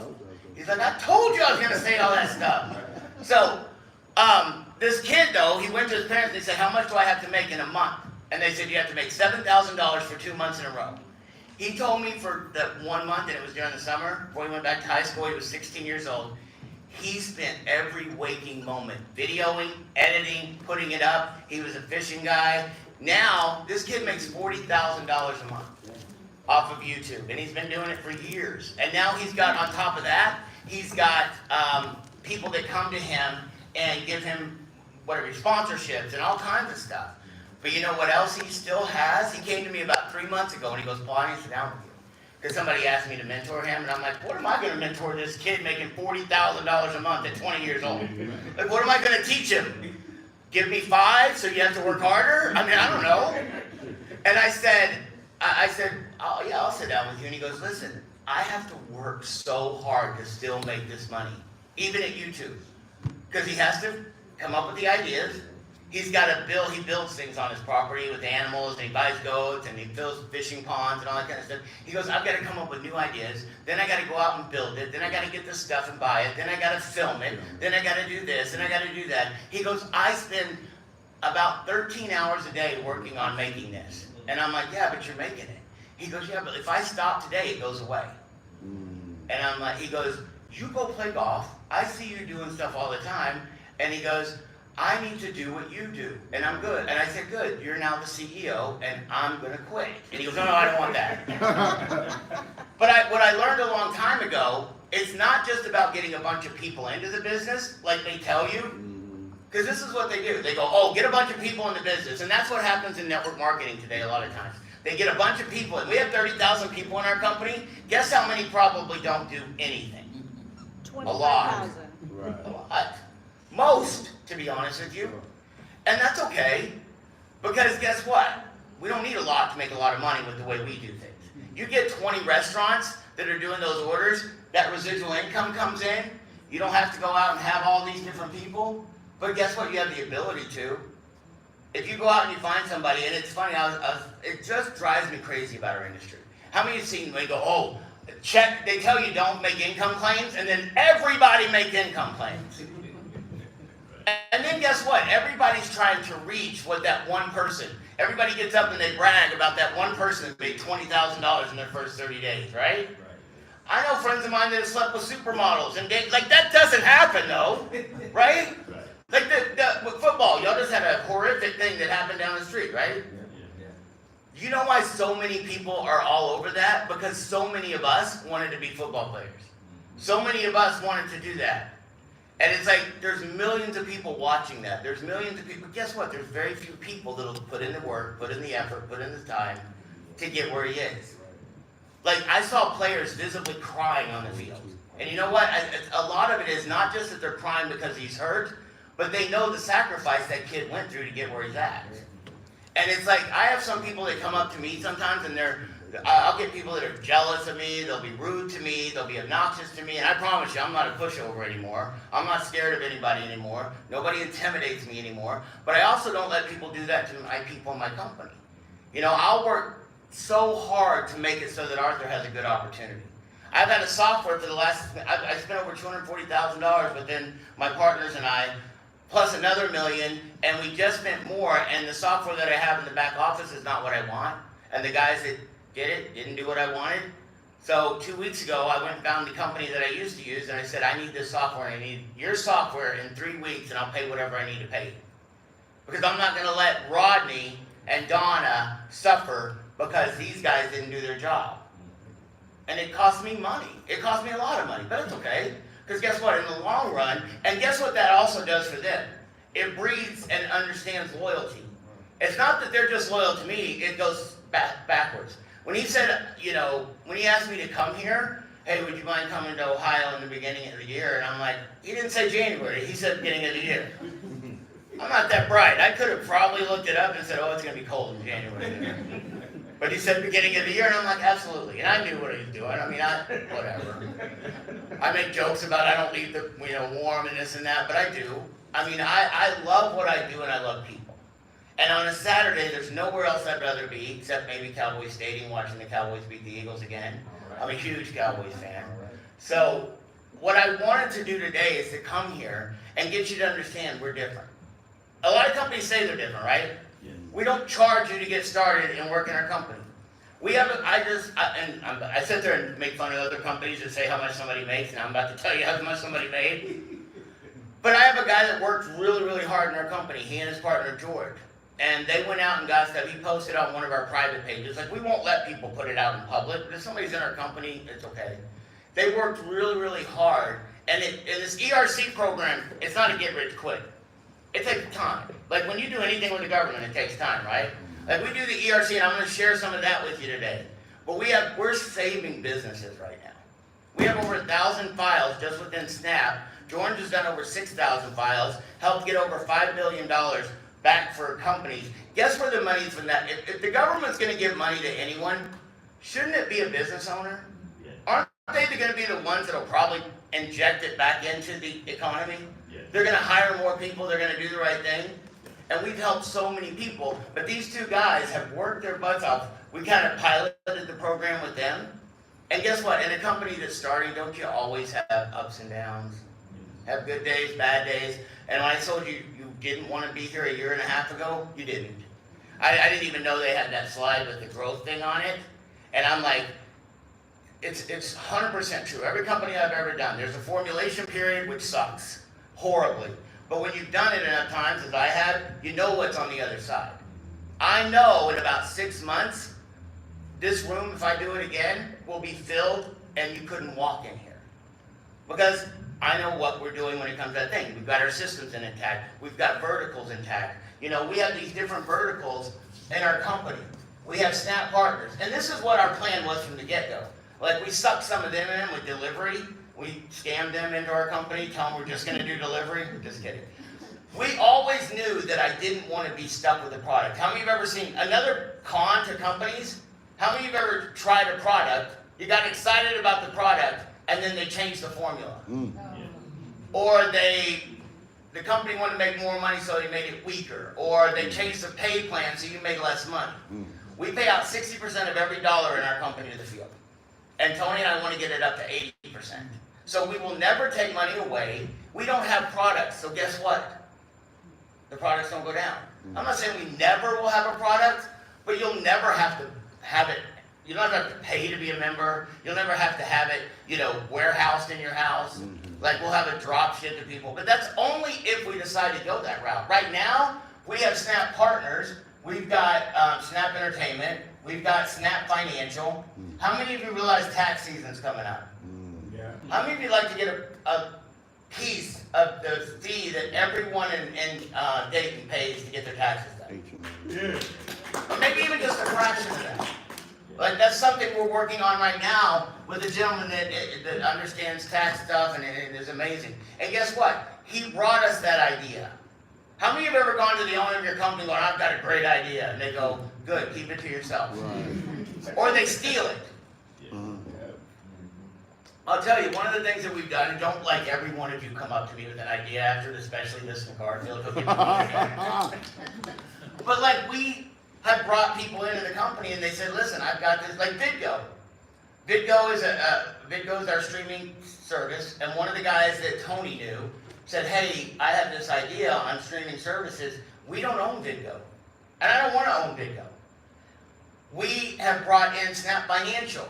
We are going to bring in the tax stuff. I'll tell you, like with the guy that we're bringing in, after all the commissions are all paid out, and he's got to work. Like he'll own a piece of it, but he's got to work. He'll own 80% of it because he brought it to us. He'll get to use our network. The guy that brought it to us, he's going to work his face off, I promise you. But he works in another company, has 30,000 distributors, and the company's taking advantage of him, taking money away from him, treating his people like garbage and trying to steal them. How many of you have ever seen that in the business? The owners of the company will try to get rid of the top producers. You know why they try to get rid of them? Because if they get them out of the way, all that money rolls up. And then they'll badmouth them. I had that done to me. I built a company that Tony and I were involved in. I built a company, and don't get me wrong, I wasn't perfect. I mean, there were all kinds of reasons that, you know, the owner, but I built his company for 2.5 years. I traveled the country doing seminars, getting people to go to his seminars. He made millions of dollars off of what I did. And I finally, when I had my son being born, I said, listen, it's time for us to settle up. Like, you told me if I went out and built this and I did what you asked me to do, you would pay me. And he goes, well, how much is it? And I go, it's about $220,000. That was our agreement. And he goes, let me think about it. Wow. 2 weeks later, he had a conference call with the top 10 people in the company and said, Paul's an ignorant, Paul's this, Paul's unloyal, Paul's blah, blah, blah, blah, blah. Wow. And I had a 7-month pregnant wife at the time. And I got off the call and she goes, how was the call? And I'm like, we don't work with this company anymore. Wow. I went from making $30,000 a month to nothing in one day. And I vowed at that time, if I ever owned a company, I would make sure the people in the company knew that I'm not just an owner, I come from where they come from. Like, I'm more of a field person than I am anything else. Like, they gave me this title of CEO, and I'm like, God, can please somebody take it soon? But usually, a lot of times, you won't find anybody that has it. I've tried to bring people in. I tried to bring another CEO in. We had him around. Y'all probably met him, Vic, or something in Vegas. I tried to bring this guy in, and within 2 months, he was trying to tell me that we shouldn't be doing the ERC thing, and I'm like, are you psychotic? Right. This thing's bringing hundreds of millions of dollars in. Tony built a $1 billion company in 6 months, and you're telling me we shouldn't have this involved? I'm going to listen to Tony. And he got mad, and I said, listen, this just isn't going to work out. And it's like, I will find the right person when the right time. Have you ever heard that when the student's ready, the teacher will appear? Yeah. It's the same thing with what we do. I don't have to quit being CEO. I'd rather just be out in the field doing that work and talking to people and working with people. In 2023, that's what I've decided I'm going to spend a lot more time. When they asked me if I wanted to come here, I didn't tell anybody else in my company I was going. Until about 2 weeks ago. And they go, hey, what are you doing in January? I'm like, I'm going to Ohio. What? For how many days? What's going to happen? Blah, blah, blah. And I'm like, shut up. Like, I don't even have a corporate office. Like, I work in my house and I run everything from there. Isn't it great that you can do that now? Yeah. Isn't it great that you can take your phone and you can run a business off of it? You can. Have your laptop, you can go to anywhere in the world and do it. But guess what? If you don't have the right opportunity with the right pay plan, the right synergy, and the right everything, it doesn't matter. But the biggest thing, and I'm not gonna, we could have kept going on this. How many of you would come up some more bad things about this stuff, right? I know some of you don't want to say it because you're in my company. You're like, I'll tell you what your company's like. But you don't want to do it because I'm sitting right here. You'd be like, we can't do this anonymously. We're sitting right in here. But this word, where was the one? This right here is the most important part of any company. Personal development. And I promise you, some people will come in and your personality is analytical. I talked to a gentleman that's a software developer, and I asked him what kind, because I was like, we may not be able to be friends, because software developers drive me crazy. But he's a web developer more than that. But I'm just kidding. I've learned a lot over the last 5 years. How many of you learn stuff when you absolutely have to, right? You get it when you have to. There was nobody else to talk to the developers in India when I started. So my assistant and I were up at 1:30. We'd set our alarms for 1:30 in the morning because they were 9 hours ahead. They would start their day, and we would start ours at 1:30 in the morning. And I would be dozing off, and she would be texting me to tell me to wake back up. I mean, but we learned how to do it, and we learned how to whatever. But the biggest thing I learned was the personal development. When everybody else quits, I don't quit. You know, when I get up in the morning, I jump out of bed. Because if I don't jump out of bed, guess what's going to happen? I'm going to hit that alarm. I put my phone across the room. Now I don't have to do it as much because it's become more of a habit. I'm not Donna. I don't get up and tell the whole world I've been working out for 7 hours. She posts every day. I'm so excited. I just did 2 workouts and hot yoga and this. And I'm like, God dang, shut up. But it's awesome that that's what she loves, right? When you're passionate about something, it's easy to do, correct? How many of you have something you're passionate about? Somebody tell me something you're really passionate about that's not business. I film. What? I film. You film? I film. So what are some other things you're passionate about? Grandchildren? Community service. I told my kids if they ever have kids, I will leave the family. Because I'm not going to be called grandpa. Dog training. Sports. Dog training. Investing in crypto. Yeah. And then my friend Andy Dufresne and I got into crypto. What was it? Investing? God, I can't write. Traveling. Hold on! Travel. What else? Somebody else said something. Blackjack. Blackjack? Yeah. Yep. Oh my God. Well, let me talk. I was very invested in, I was very into that until I had a really bad night. Gambling. Yeah, listen, those aren't probably the best ones. I didn't say vices, I said passions. Helping So, others. right, so these are the things and the reason why you should be doing business. Not to make a bunch of money. It's what money, my mentor taught me, listen, money is not a motivator. If money was a motivator, everyone in this room would be rich. It is. It's what you can do with the money. How many of you know that you could go out and make $1 million? There's opportunities in the world to go out and make $1 million, right? Whether you have education or not. But how many of us haven't done it? Because guess what? The motivation isn't strong enough to go do that, right? How many of you have ever had a bill due on a Tuesday and you had none of the money on a Monday? But you found a way to get it by that Tuesday, right? Guess what happened? The motivation became a lot more. Like, I'm not going to be able to have heat tomorrow. I'm not going to be able to drive tomorrow. I'm not going to be able to do whatever. So it's about the motivation it takes to get you there. Like, I almost guarantee you, what's his name, DeMar Hamlin? I don't know this, but I almost guarantee you he'll probably be back on the football field if they'll medically clear him. Yeah. When you wake up out of what he went through and the first thing you ask the doctors is, did we win? Right. That's it. It's not money for him. Right. It's that inner motivation to be around a group of people that he loves. And listen, I'm a Cowboys fan, so when I say this, do not take this as offensive because I'm just saying it from the same place I am. Are the Bengals the best team they aren't, right? So it's not like he's on a team that wins every year and goes to the Super Bowl, so he's used to it. He's just passionate about football. He's passionate about his team. Like watching it's so amazing. I love football. I love the people around it. I raised my son around football.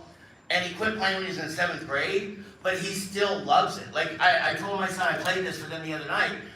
My kid, he drives me crazy too. I raised him by myself for the last 10 years, and he's been around this cycle of things forever. He's been around motivational. He's been around it. But he's also a teenager, so how many realize he hates his parents? Right. Me. But I was talking to him, I took him to the Cowboys game on Christmas Eve, because that's one thing he and I bond over is the Cowboys. Because, you got to have support groups like AA and stuff like that. We go to therapy together. So we go to the game, and he is the most excited I've ever seen him. Like, he's jumping up and down. How many of our teenagers a lot of times just, hate everything?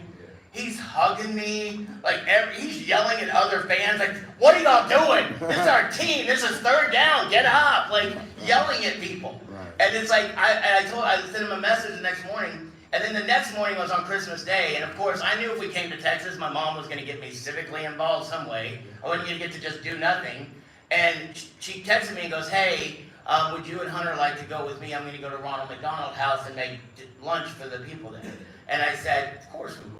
That's awesome. It's fun to do. It's cool. I got to go sit at a Cowboy game the day before. The least I can do. And they won. They hadn't won, maybe I wouldn't have been as giving. But, just kidding. But we went, and my son spent 6 hours in that kitchen making food. Never cried, never complained. I was almost about ready to complain more than he was, because I'm tired. But he just kept going. And so there was that. He was excited. So I started trying to see the good things in him. And I started, because how many as a parent we can really find the bad things, right? And I got to fix those. I got to tell you, he goes, you're just always telling me the bad. And I'm like, no, I don't. You just don't listen when I tell you the good. And then I started thinking, maybe I don't tell him the good enough. And it all goes back to that personal development. At 52 years old, I can still grow, I can still learn, I can still do stuff, right? How many realize there's a lot of times in life people get to a certain point and they give up? Right? How old are you again? 20. 20 years old, he's got everything ahead of him, right? A lot of us look at things and go, man, I'm done. I'm tired. I'm just done. I'm working to retire. I never understood working to retire. Because listen, my grandfather worked until he was 62 years old and died 6 months later. Wow. Because he had nothing else to live. And I'm not saying like that in a bad way. It's just he got every day, he had something to go to. Then he just sat in his chair and smoked cigarettes and yelled at the Cowboys. And it's I never understood there's so many things that are backwards. They don't do it as much now, but they used to when you retired. What did they give you? A watch. A watch! Where do you gotta be that they give you a watch when you're retired? Right. Shouldn't they give it to you when you start? It's so backwards. In a business, in a job, what do you have to do? You gotta give them, if you want to quit that job, what are you supposed to give them? A 2 weeks notice, correct? What in the holy hell is that? I got to give you a notice. Will they give you a notice if they fire you? No. So who do you think made the rules? The business owners. I know a lot of people don't like Donald Trump, But I watched Dave Chappelle on Saturday Night Live one night, and he goes, listen, I've never seen this happen in my life. But Dave, he made fun of Trump to a certain extent, but he said, listen, Donald Trump came out and said, I know I take advantage of the tax code, I know I do it, and I know not one of you Democrats is going to change it. You know why? Because all your friends take advantage of the tax code too. Right. I'm like, and then he goes, and then he went right back into the house and kept doing it. I was watching last night, and it's like, I mean, I'm a Republican in some ways, and I'm definitely not in many others. Like, when it comes to business, I'm all for that. Like, I don't like regulation. I don't like somebody telling me what I do. I don't want somebody taxing me every day. I hate that. You know, but guess what? Business owners find a way to not pay taxes. And then the people in the middle class, and like I was, we go, all right, I guess I just got to keep paying it. No, you got to change. Right. You got to do this personal development. You got to learn why people own businesses. Why, when I travel, I got to come hang out with my friends this weekend. Everything I spent's a write-off. If you get involved with our business, you can learn that stuff. I'm an attorney. I'm not a tax accountant, but I'll continue on to some that will. But none of us are taught that. We're taught to be on time. How many of you think when you go to school, they start teaching you how to be an employee? Right? Oh, yeah. You got to be, what do you have to do? You have to be on time, right? You got to be in your seat. When you want to do something, what do you have to do? Raise your hand to go to the bathroom. So they're starting to get you programmed as you're younger. And I was the biggest rebel. My parents, I guarantee you, were like, why did we adopt this one? God, we did everything right. Because I was the exact opposite of my parents. I was rebellious. I didn't like authority. I always wanted to be a comedian. And I'm like, but I didn't want to put in the time. I used to listen to Robin Williams and Richard Pryor and all these guys. And my mother would have killed me if she knew I was listening to, because they were missionaries. But I started thinking differently. And I always knew I was a rebel. I always knew I wanted something different. But a lot of times you wake up at 40 and 50 years old and go, oh crap, I did exactly what I said I wasn't going to do. But I made that commitment at that age. But guess what? You can make that change today. And so what I'm going to do, we're going to take a break in a couple minutes. And I'm going to spend a couple hours before I go back to my warm place. And we're going to spend a couple hours, and I'm going to show you a little more in depth about how our business works, why it works. And I'm not going to show you from little bullet points. I didn't even bring a set of slides. I'm going to use these whiteboards. I'm old school to a certain extent. I hate saying that. I want to be young and millennial, and this is why I wear this today instead of a suit. Like, you know, ours is cool and all that. But I just want to build something that puts a dent in the universe. That's it. Like, we went to, you know, it's so funny. They all know I like to play golf, so they took me to Top Golf last night and then had me talk to people for 2 hours. That's like putting a fat kid in a room with a bunch of cake and telling him he can't eat it. I'm like, hey, I'm not letting them play these things anymore. But it was fun. Like, I got to sit and talk to people on a real level. And it's funny because a lot of owners of companies and things like that, they try to put themselves on a pedestal, try to act like they're better than people. And the only difference between me and anyone in this room, I've been doing this stuff longer. I've worked harder on myself in a lot of ways, but I'm not good at everything. I said I'm not good at working on cars. I don't know the last time I cooked a meal at my house. I raised my kid for 10 years by myself, and I promise you he had 7 home-cooked meals that I made, and every one of them were spaghetti. That's all I knew how to make. But you know what? I worked on him in business. And I'll leave you with this. We're going to take a break. We're going to have some pizza. If you want to grab lunch with us, hang around. We'll have a good time. It won't be boring. At all. It won't be boring. But when I left my son a message the next morning after, and I said, listen, I think you're right. I don't tell you enough how proud of you I am. Listen, we got to Texas. How many of you have kids? How many of them are 13 or over? How many of you, there are days where you thought you might end up as a Dateline episode? And nobody thought it would snap. We get to Texas, and it's Christmas, and I'll finish this story up real quick. We get to Texas, we land, and it's 19 degrees. And my son moved out of my house a couple months ago. He's 20 years old. Now he has his own place. And we get along way better than we did. Like, I wanted to kill him on a daily basis because all he wanted to do was play video games and this and that, stay up all night, you know, doing the things I did, but I didn't do them in my parents' house. My parents kicked me out at 17. I told the story, like, my parents kicked me out. They call it, well, you moved out. I'm like, you are so full of, you tell Jesus whatever you want to tell him, but you kicked me out. And my mom's like, no, we didn't. You just didn't follow our rules, so you couldn't live here anymore. Right. And you tell me I've been the truth, and I've been things. I'm like, you just wordsmith me all the way out. And so, but my son lives on his own, and we didn't get along off and on, but we still bond around certain things. And when I went to Texas, we got out, and he starts telling me how to drive. He wrecked 2 cars. Like, my kid's spoiled. He had 2 Mercedes. Please don't hate me for saying that. But they were like 100,000 miles on each one of them, and he wrecked both of them. And so we're driving in Dallas, and he gets scared when I drive because he got in those wrecks. And he goes, oh my God, dude, I'm not trying to tell you to drive, but you don't do this. And I go, hey, I haven't been in a bunch of wrecks. I said, I haven't been in 1 wreck in the last 15 years. Right. And he goes, you know what, starts going off on me. You're throwing that in my face because I've had wrecks. And how many of you go, you use that parent thing? I'm like, I am not. All I said was I haven't been in a wreck. I wasn't saying anything about your crap, when in reality, that's exactly what I was saying. I was putting it back in his face, and he was 100% right. We got in this huge argument.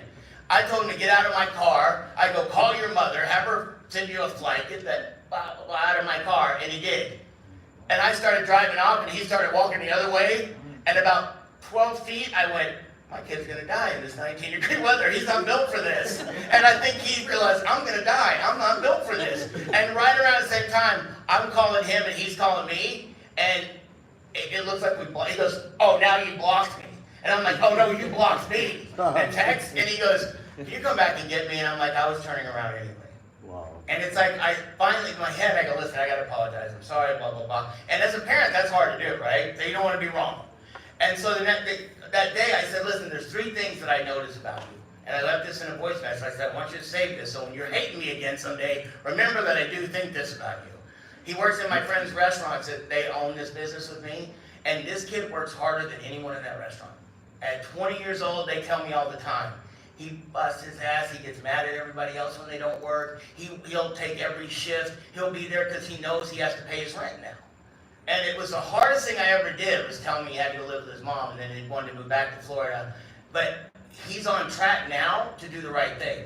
He has to ride a scooter to work, and I could buy him any car I wanted. But he has to ride a scooter to work because he wrecked 2 cars, and I'm not buying him another one. Wow. And now, well, don't get me wrong, because my parents were like that to me, and I hated every second. I'm like, they're jerks. I hate them. I'm never going to treat my kid like that. But now that I'm looking at it, I'm like, you know what? I did him a disservice. Buying him 2 new cars, or not new cars, but 2 cars, letting him get away with stuff, overlooking it when he drank in my house, doing the thing. I mean, I wasn't a parent. I was trying to be his friend because I went through a divorce and I felt bad.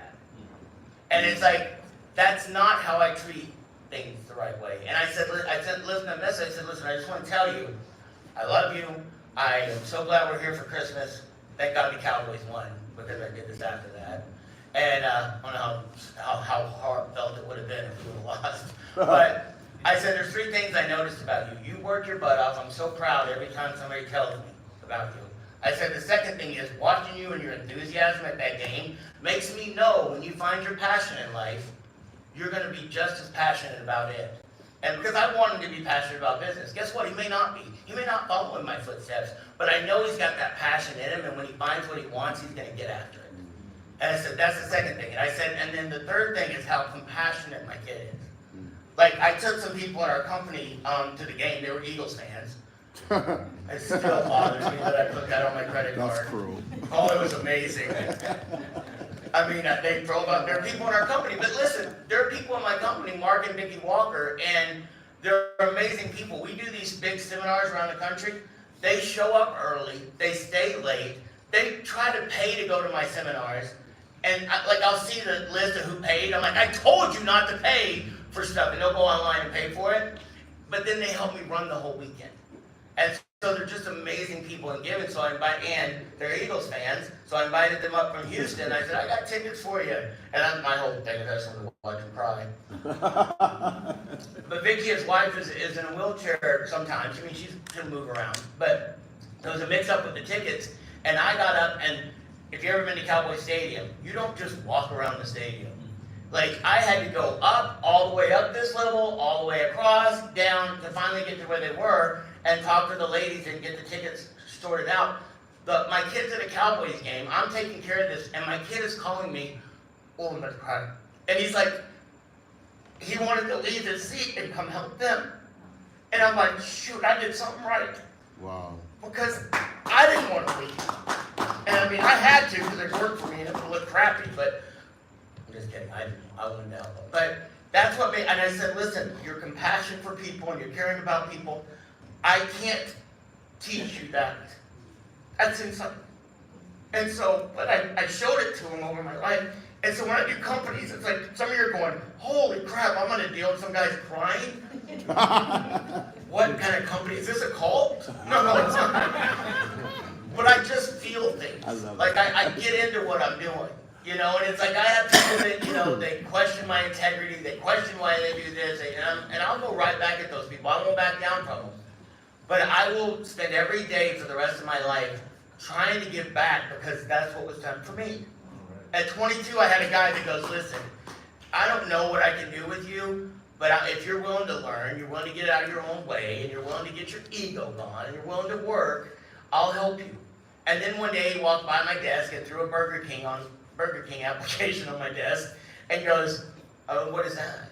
And he goes, you don't want to listen, you don't want to pay attention, you should go to Burger King and wait till they move you up to fries, because that's where the big money gets in. And he was hard on me, and he was brutal on me.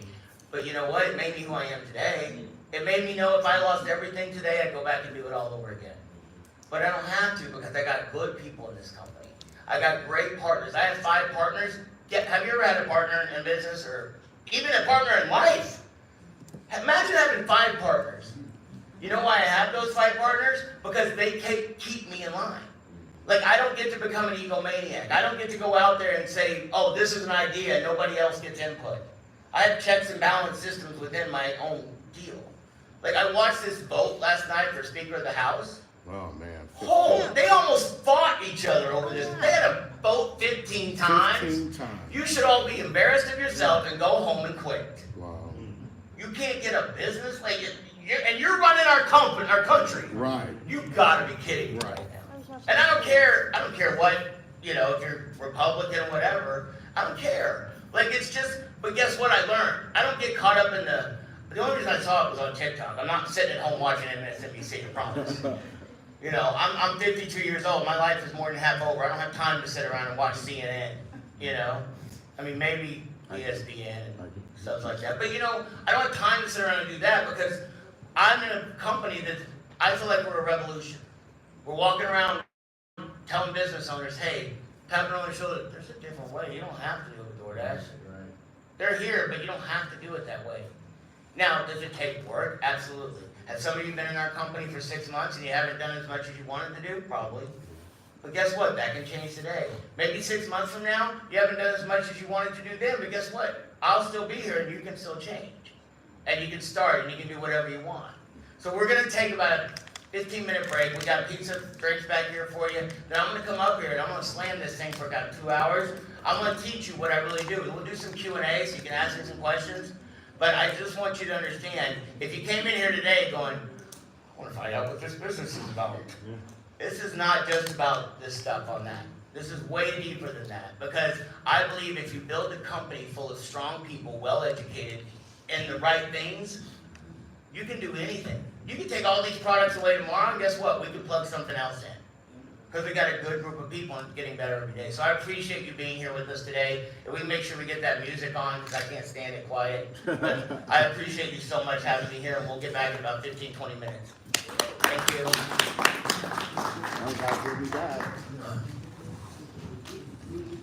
You turn that music? Yeah.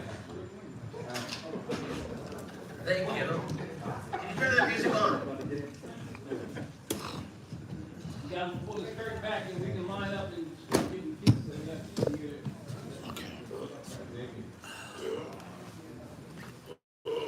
Who's filming? Because your thing is still rolling. Okay. Right.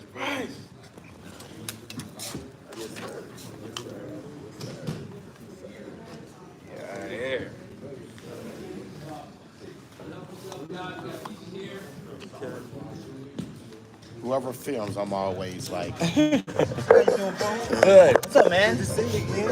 I was telling you, you're the one that day I did that conference call. Your head was right there, and the DoorDash thing was behind you, right? No, not me, not the DoorDash. Arthur, who was the one on that Zoom with the DoorDash thing behind him? Ben. Ben. Okay. Who was that? Ben. Ben. Ben Clinton. Yo, do they look a little? Yeah. You have a T-bone too? Okay. That's why I thought it was you.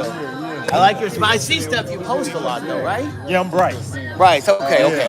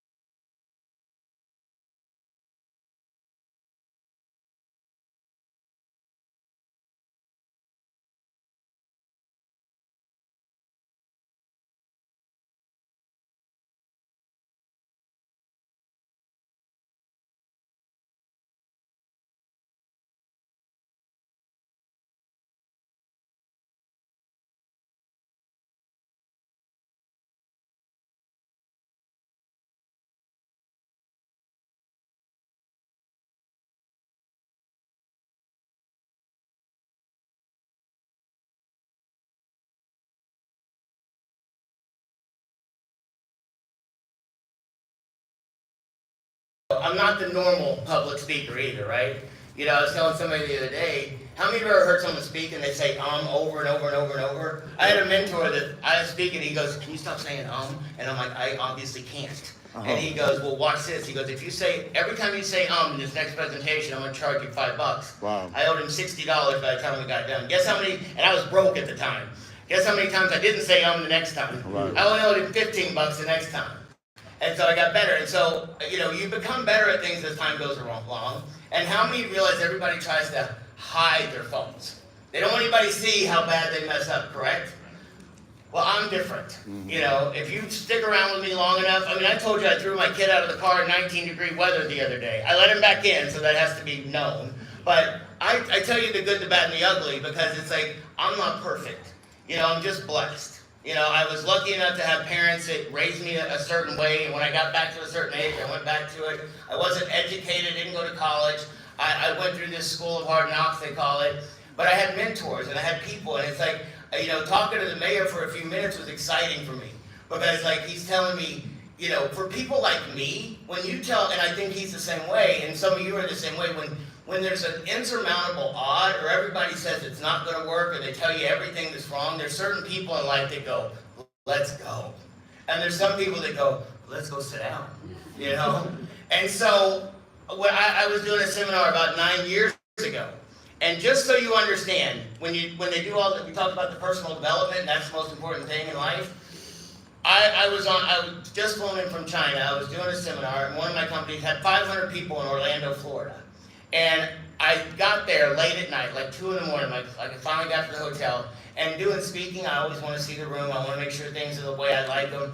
My guys met me down at the room. Can I get a water? I don't know what I did with mine. I knocked this real dry. Put one back there. Yeah, but they moved it. Oh, okay. It's all right. Oh, this one over here? That's probably mine. That's yours? That's mine. Okay. Look at you, you're a good man. So I get to the room, and going up on the steps, they had a railing. And I'm a diva sometimes, and I was filming stuff, and I said, get that railing out of there. And they're like, you don't understand, they raised this is a little bit higher than you're used to. And I'm like, what'd you say to me? And they said, it's a little bit higher, you may not make it on the stage. And I'm like, somebody's about to get fired. You think I can't get on a stage? I've been doing this stuff for 30 years. I can't go up 2 more inches? Well, they were right. I was wrong. And so they got the stairs out of the way. I get introduced by my ex-wife. I'm going up on the stage, and this is what happened. Maybe. You gotta hit play. Yeah, did it again. Wow. That's horrible quality. It's better when it's the music too, because I put it to Little John. So I went up. Huh? Oh yeah, listen. And guess what? You say you repeat mistakes. I did it again 8 years later. When we started this company, I went down again. Oh my God, it's on TikTok too? Oh, yeah. But listen, sometimes your faults become your greatest strengths in life. I'll tell you that video has made me more money than anything ever has probably in my life. I had a company that called me one time and they're like, hey, we want you to come speak, we want you to do a keynote, we've heard about blah, blah, blah. And they're like, we want you to come speak. And I said, all right. And they're like, can you send us some videos of what you've done? I'm like, there's some stuff on the internet. Like at that point, I really wasn't publicizing a lot of it, you know, in my back office and stuff. And I said, and they were like adamant, we need you to send some videos so we can see your content and this and that. And I go, all right. So I sent them that video only. Wow. And the guy called me back and he was still laughing. And he goes, I'm so sorry I'm laughing at you. And I'm like, it's all right. Everyone does. And he goes, that's the greatest thing I've ever seen. He goes, if you've got guts enough to send that, we're going to pay your full fee, which was $20,000. Wow. He goes, we'll pay your full fee. And I go, listen, the fact that you're going to hire me, I'll cut it in half. Like, I'm not doing everything in life for money. I said, the fact that you even called me back is pretty impressive. It makes me think your company's good. But it's like, I finally, in my life, got it. It's not about being perfect. It's about moving forward. Like, every single day of your life, if you keep moving forward, you can't fail. And it's like being in a town that, like, you're in, it's like, I think you're so extremely lucky to have a mayor like this. I've met a lot of politicians. I watched some on last night that were just embarrassed. We talked about it earlier. Like, really? You got to vote 15 times to get something done? Like, seriously, quit. I would be so embarrassed if I was in that voting thing and it took 15 times to get something done. Like, I get it, but like, go do it behind closed doors. You know, I was always taught to, you know, you gotta get on people in life, but you do that in private. You get on somebody in private and you praise in public. Do your dirty stuff behind the scenes. If you're gonna fight it out, go fight it out. Like, there's things in my company that we fight about. My partners and I do not always get along. I know it's hard to believe because we seem like we just love each other so much, but I'm the punk in the company, and I'm 52. Like, some of them are so analytical, and they're like, well, you can't go on stage and say this, and I'm like, watch me. Like, the other day I was with, you know, some of my partners, and his wife goes, I'm starting to lose a little bit of weight. She goes, you're losing weight. And she goes, I said, thanks, I'm trying, and I'm working on it. And she goes, you can't gain it back. And I go, you want to bet? Wow. And her husband goes, it wasn't a challenge, jerk. She was saying, you just can't, don't gain it back. Right. So, but, I mean, I just, in my life, I want you to understand, too, life is too short. You know, some people get so serious about making money. Like, oh my gosh, when I quit worrying about how much money I was making, I started making money. When I stopped worrying about like how many people I showed up on an event like this, I had more people show up. I mean, you know, how many of you have ever heard dogs and kids smell fear? People smell that on you too. Mm-hmm. Like, if you're desperate, they smell that. Mm-hmm. You know, I was talking to the mayor, and it really was cracking me up listening to him, because he goes, yeah, you know, I ran for this and nobody ran against me. Then I ran for this and nobody ran against me. Then I ran for this and nobody ran against me. And I'm like, that must be a nice life. Nobody. But you know why they probably didn't run against him? It's because they felt like he was going to do a good job. Like, he had built that reputation, and that's what I finally had to do for a long time, is build my reputation. You know, it's like I spoke in front of people for free for thousands and thousands of hours before somebody ever wanted to pay me. And nowadays in our society, we all want instant gratification, right? Like right now in this town, people probably come to the mayor and go, you need to fix this now. Do they, Mayor? Yes. Every day? Yesterday. Yeah, yes. Yeah. When you want it done, you should have got in. You should have been doing it before you got to be mayor. Right. And then they blame you for everything else. But you know what? When you get a group of people, when I talk about our company, when you get a big group of people that are very well financed, and you get a big group of people that really care about each other, you can go change the world. I have a saying in our company, and I stole it from Steve Jobs. He said, you know, Apple was going to go out and put a dent in the universe. Like, I'm not about this company. Like, I love the fact that we can help people through ERC. I love the fact that we can help people through delivery. I love the fact that we can help people through our different verticals that we have within the company. But what I really like the most is that we can help people. You know, if I can help somebody make more money than they've ever met. I mean, Rodney put on Facebook one day, he had the best Christmas thing he's had in a while, and he's like, you know, I almost said blaming the company. You know, he was talking about, and it was great. That made me feel good. You know, I talked to you earlier about how money is not a motivator, because if money was a motivator, everybody would be wealthy. That's how it works. What you can do with the money, what you can go out and do, like, so I was telling you, how many of you thought about what I said when it came to your passion? How many of you may have reevaluated your passion now? Because if your passion doesn't motivate you to get out of bed when it's cold and 25, listen, my passion is, I love this business. I love Arthur. I love these people. You know, I like Garfield a little bit. Started liking more some days. But I have a passion for people, and I have a passion for the people in my company. So this morning when I looked at the thing and it said 25 degrees, and I'm a Florida person, I got out of bed. And I said, maybe just to get here to go to the airport, but I got out of bed because I'm like, you know what? There's people counting on me. There's people that are going to sit there and they're going to be waiting on me. And some of you are going, listen, I invited 20 people here today and none of them showed up. Who cares? Who cares? Because listen, it doesn't matter. It's not you work like it's a sprint, but you understand it's a marathon. One of the guys in our company said that and I stole it. Work like it's a sprint, but understand it's a marathon. In this city, like, I'm really so stoked that I'm here and dealing with this, and you know, and I just didn't even think that any of my guys knew someone as important as the mayor, so it's pretty cool. I'm just kidding. They're very good people. That was a joke. I keep telling you. Some of the jokes land, some of them don't. But the one thing that I understand, talking to the mayor and talking to the people, is that you have passionate people.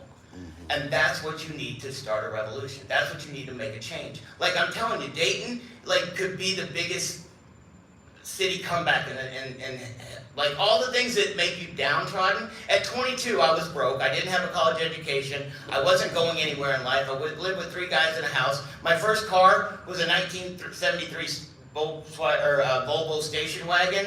I used to tell people when I did a seminar, I said, you could get a date if you were a good-looking guy, but I wasn't getting a date in that car at 16. You know, I had a lot of things going against me. I was adopted. My parents, you know, I was actually lucky. My parents, when I was about 16 or 17, they were trying to put me in therapy in the church. My mom, I told you, was a missionary, so you need to go talk to the therapist. The therapist's idea was to tell my parents to give me the details of my adoption. Oh, hold on, it gets worse. And so my parents, I've known I was adopted my whole life. It doesn't bother me. People are like, did you go find your family? Have you done 23andMe? I'm like, I'm not spitting in a test tube and sitting in it somewhere. I don't care. I know who my family is. My parents are amazing. I didn't like them for a long time, but I love them now and the stuff they did. But I understood that I was adopted. And so this person, how many think that people do some things with the best intentions and it doesn't always work out? I didn't have any idea about my birth. I didn't care. I didn't know anything about it. My mom and dad, the therapist told my parents they should sit me down and tell me about my adoption. And I'm like, all right, let's go. And they said, well, listen, your biological mother had a husband. He was in prison. While he was in prison, she got pregnant with you with another guy. Then when he got out of prison, the guy was going to get out of prison, and she was afraid he would kill you both, so she put you up for adoption. Right. And I'm like, at that point, I'm like, and who thought that was a story you tell a 16-year-old kid if you're trying to help him feel better about himself? Wow. And now I use it as a story, but I was like, so you're telling me my mom was a slut? And I ended up with you people. And they didn't mean to, but it's the same thing. We've been conditioned. We're born to win and conditioned to lose. How many of you did not have something on your forehead that said screwed at birth and, you know, little thing? Nobody. But then we're conditioned to believe we are. We have in relationships that tell us we're not good enough, we're not strong enough. I mean, I was raised, had my parents, like I told you, graduated high school in 3 years, my mom, college in 3 years. I made this joke that, you know, I think I'm just doing my whole act over again for the mayor since he wasn't here. But the story that my mom, I always say is like, my mom graduated magna cum laude and I got out, Lordy, how come? You know, I wasn't going anywhere in life, and it kept perpetuating itself. How many of you have ever seen somebody that gets in a perpetuating thing and it comes over and over and it's self-fulfilling prophecy? I suck, things aren't good, no thing, you know. And then I tell you, we're in a society that breeds that. I think we're coming out of it now. Like watching what happened down the road the other night. I don't know if you believe in prayer, but there's a guy named Stan Orlowski. He's on ESPN. ESPN's one of the most liberal things on the earth. They don't let you do anything. He bowed his head on national TV and prayed for the gentleman. He said, I'm going to bow my head, I'm going to pray right now, and da-da-da-da-da. And it's like, I mean, I believe in God. Again, I know you're not supposed to talk to business, you're not supposed to talk sex, religion, and whatever else. And we talked about the mayor. I'm not going to talk about sex, I promise. But I know I jump all over the place, but what I have to do with a group of people when I talk is I got to get your mindset right. And I know that's a buzzword, but it's important. If nothing else, when you walk out of this thing today, you go, listen, I don't really know anything that happens. How many of you have ever heard that you don't retain everything you see and hear the first time? You retain 7 to 10% of what you see and hear the first time. When you walk out of here today, you're going to remember that I fell on a stage, you had some pizza, and the mayor was there. That's about it.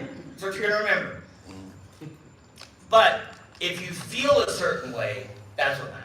If you feel when you walk out of here today and you're going, listen, I don't know how to talk to people in restaurants. I don't know all the buzzwords that y'all know. I don't know all the stuff that goes along with it.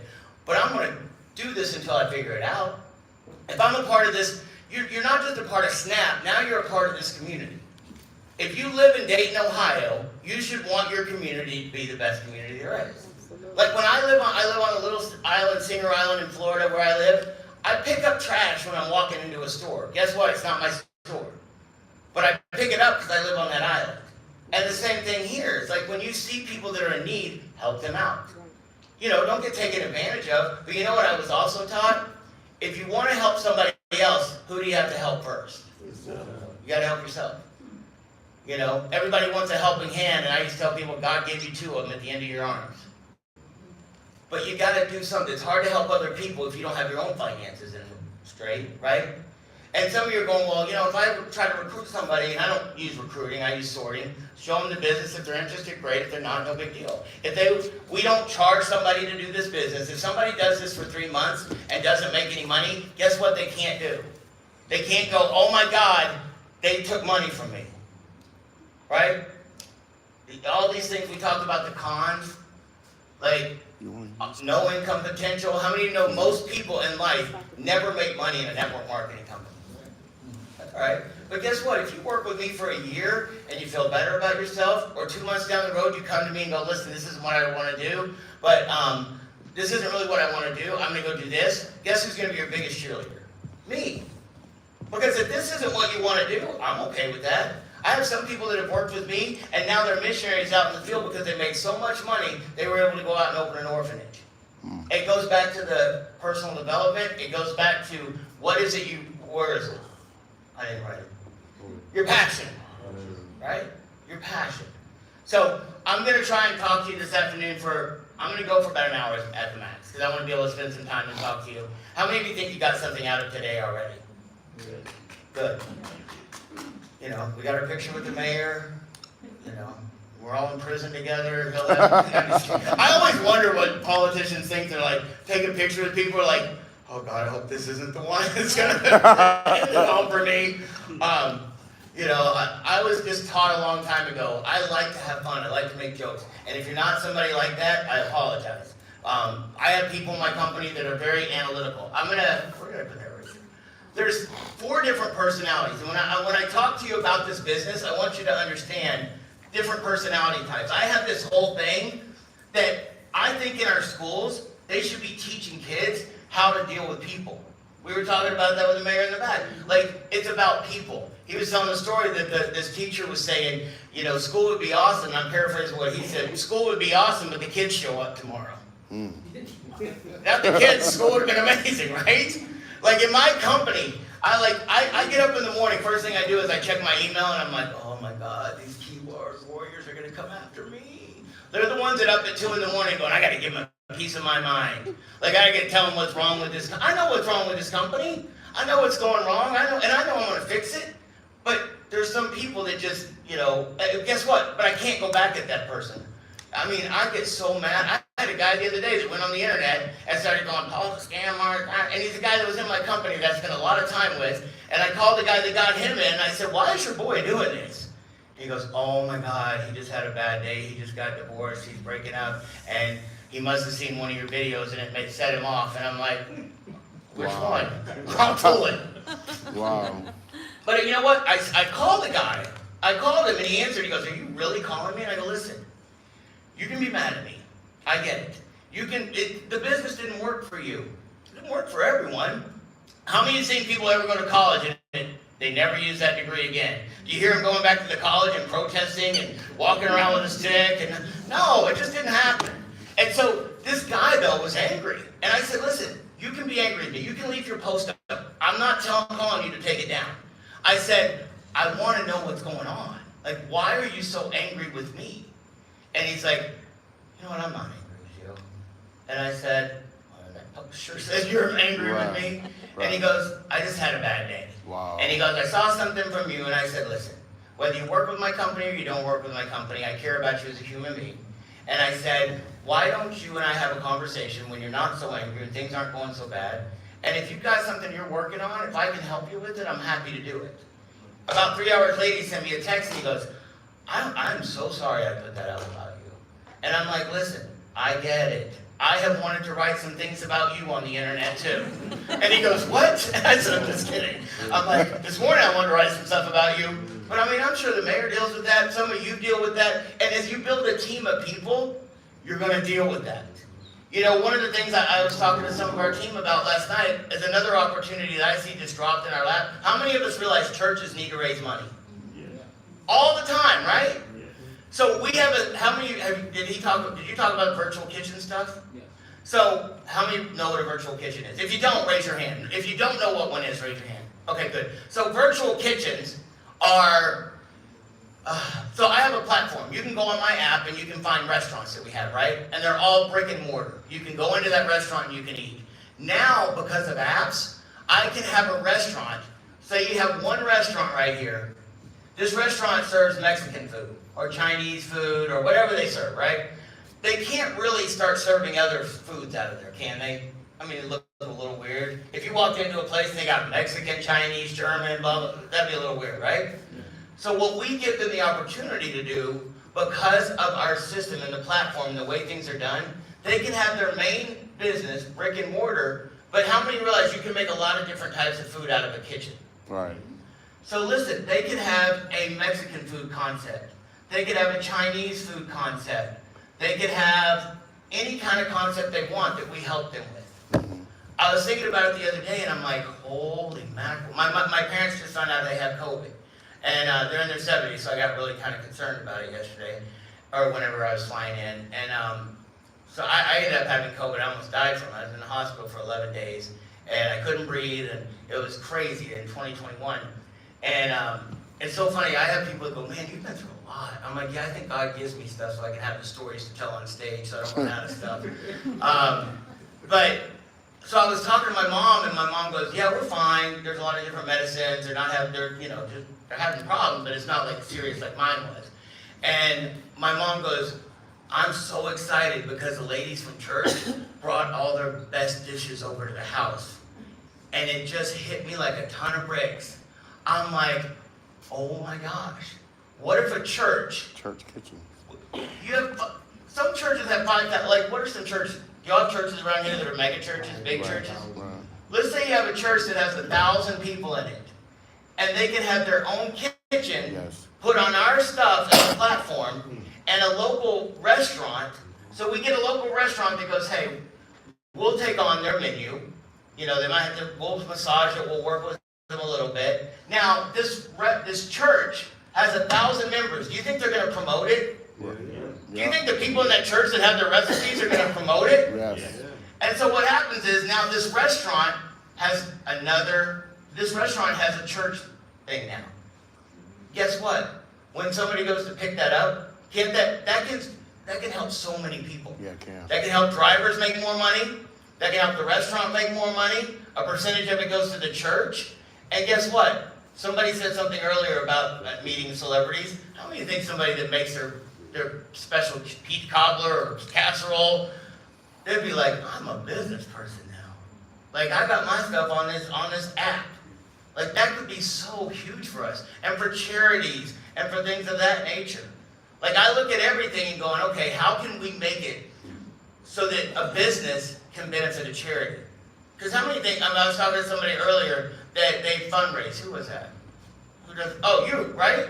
You do all the fundraising. I would rather start 42 businesses with no clothes on and nails in my feet than have to raise money for charity. Wow. It's hard. Isn't it hard? It can be sometimes.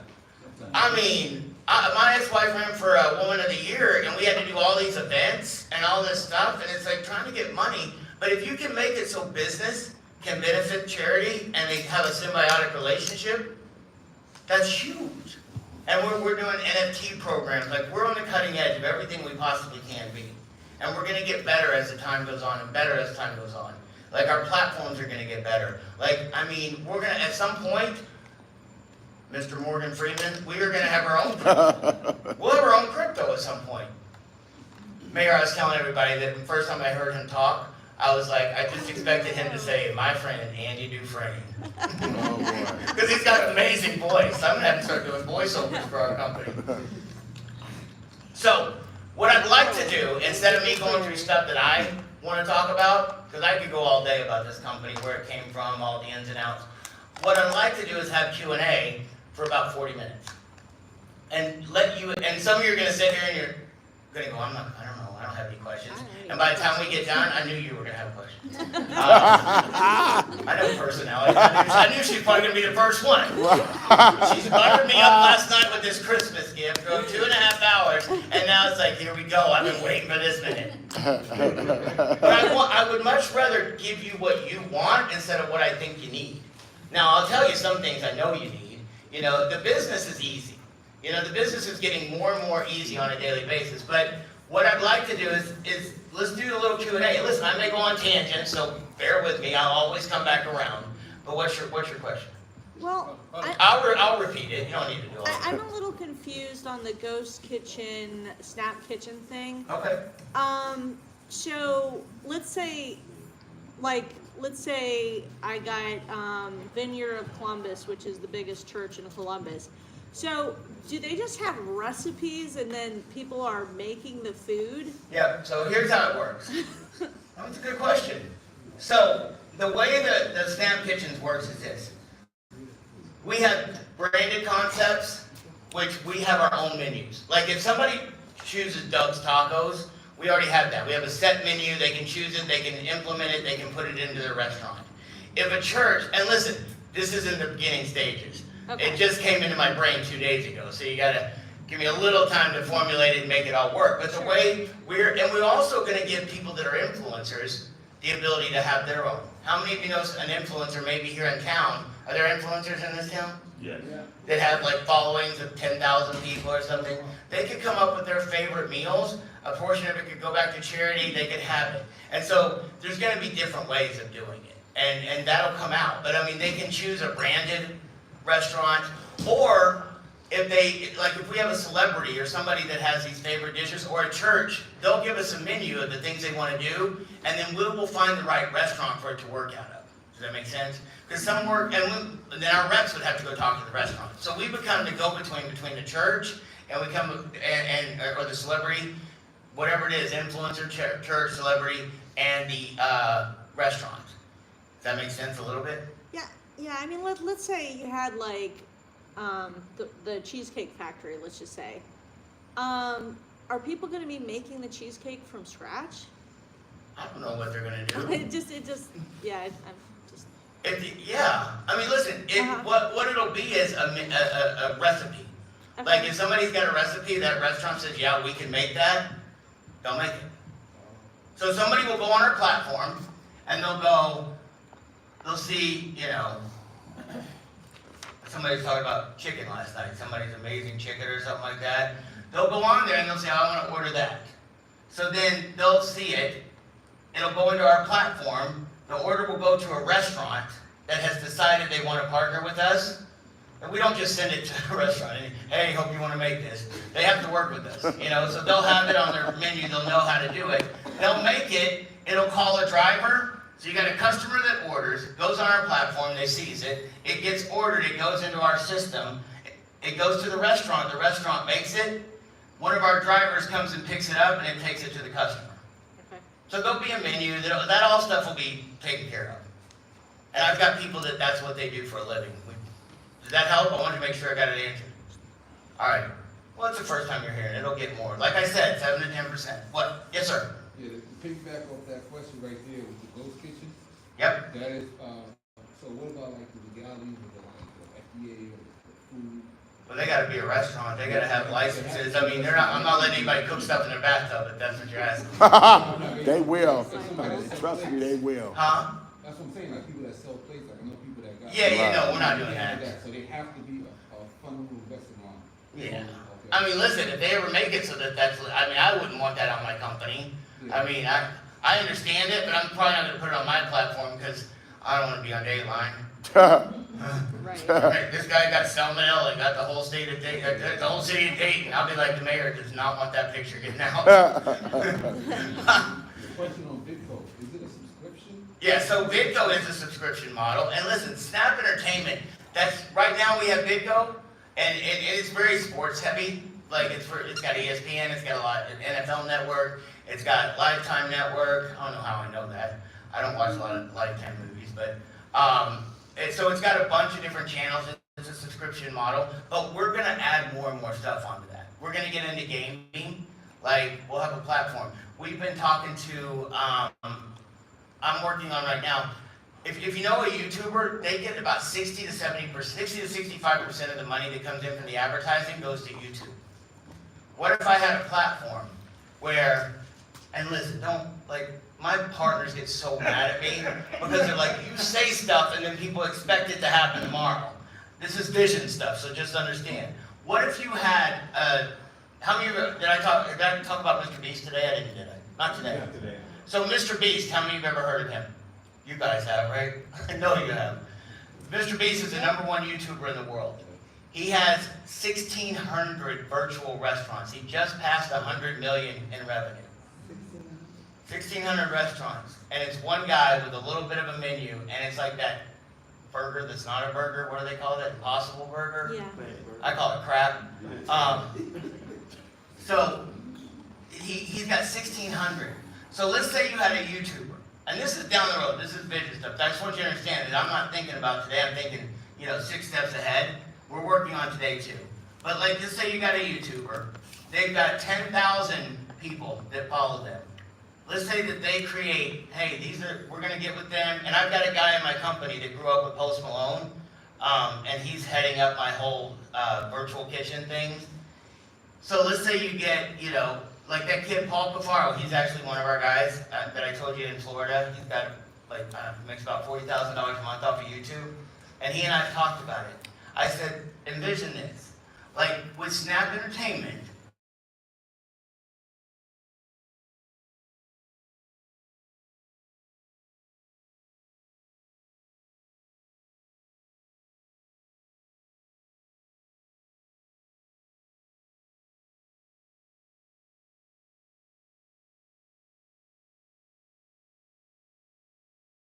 $1 billion. I mean, but I don't need it. Like, what am I going to do with that kind of money except give it away? I mean, I don't even understand sometimes. These people get all this money and then they go, I'm just going to give it all away. Like, why not give it out as you go to the people in your company? In your community. Put it back into your community. And so he could have we could have Snap Entertainment at some point where, and I told him the other day, and he goes, I don't even understand how your brain works. I'm like, I don't think it really works. God gives me stuff in my head sometimes. And I said, what if you went to all your followers and you said, hey, go order your meal tonight from my restaurant, and we're going to all watch my show, or I'm going to go live on my channel.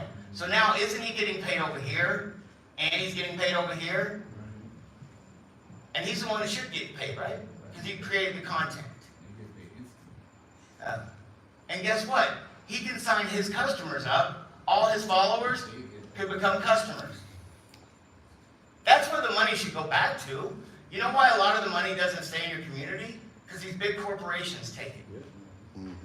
Why not keep it in your community as much as you possibly can? And I tell you right now, I was talking about this thing called Chat GPT. How many of you have heard of that? So Chat GPT is this AI deal. And I figured it out about 2 in the morning. Well, I was watching TikTok. I'll tell my friends. But who was talking? Oh, Mark Cuban owns the Mavericks, and this other guy were talking about it. There's a website. You can go in there and you can ask it a question. You can tell it to write a report. It will write for you. Like I said, hey, write a 4-page report about how Snap Delivered will revolutionize the delivery industry. It was so funny because it came back with stuff we don't even do. Wow. It was like Snap Delivered uses autonomous vehicles and biodegradable, and I'm like, those are good ideas. Wow. I'm going to use it. A 4-page thing.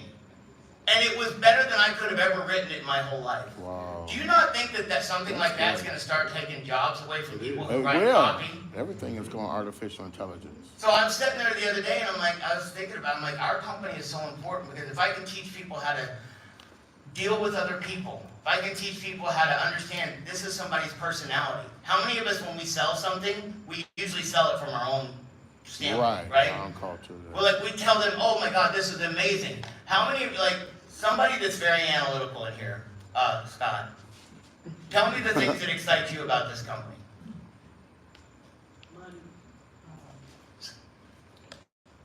The opportunity to grow your. You know how I can tell he's analytical? He actually thought about what he was about to say. And he gave me a whole page report about what he likes about the company, and he still wanted to think about it for a second. So go ahead. The opportunity to build the business for yourself long term and choose the verticals that you want to participate in. And that's a good fit for me, or I can pass on this one, jump in on that one. I'm sorry, go. No. Sorry. And obviously the income potential of being able to do that, the freedom. You know, we talked, a lot of the pros that you put up there were spot on for me, for sure. Do you notice what I didn't do with him? I didn't start telling him what I think he should like. But that's what most people, when they're trying to sell something, they do.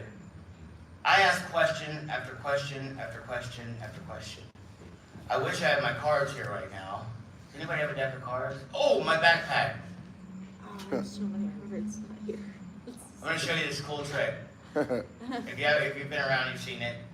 But I want you to understand, when you're trying to get somebody to look at our business, you're trying to get them to go to your church, you're trying to get them to go to anything.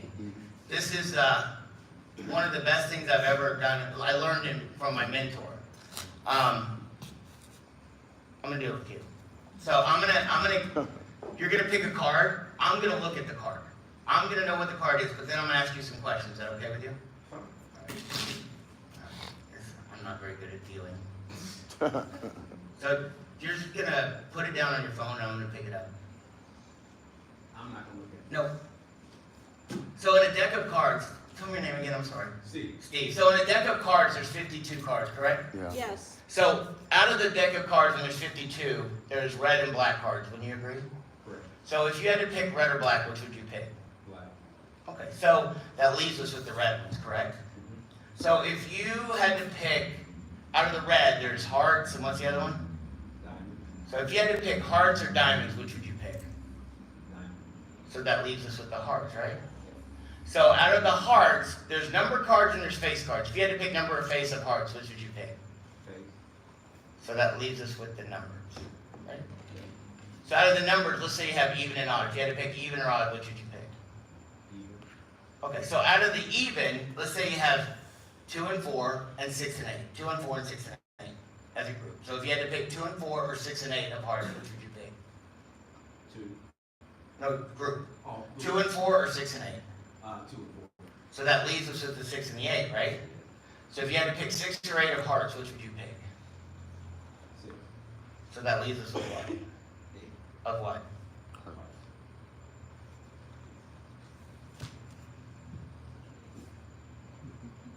Is that right? What? Wow. Wow. Okay, how'd you do that? Oh, that's rude. Impressive. So, what I did. I want you to do that with somebody else. I'm gonna get more cards. So the way that works is, when I first saw it in front of 1,600 people, I'm like, oh my God, that's mad. And then my mentor sat down and showed me it. And what it is, how many of you know what I did? You think you know what I did? No idea. Cards, what I'm gonna answer. Somebody that hasn't seen it before, tell me what you think I did. I what? Count the card. I can't count to 10. But that's a good answer. I mean, you would think that. Yes. You already knew what the card was. So Thank you. So I knew what questions to ask him to get him where I wanted him to go, right? And it's also how I responded to him. So when I said we have a deck of cards, there's 52. If you had to pick red or black, what did you say? And I said that leaves us with. If you would have said red, guess what I would have said? Okay, well, so out of those cards, so whatever he said, I knew what I wanted to go next. Right. It's the same thing in business, the same thing in planning a town, the same thing in running a city. If you know what your next move is, if you know what your end goal is, you know what your next move is. And if you ask enough questions, it'll get you there, right? And so everything he said, I was ready to pivot. And I just got him back down to where I wanted him.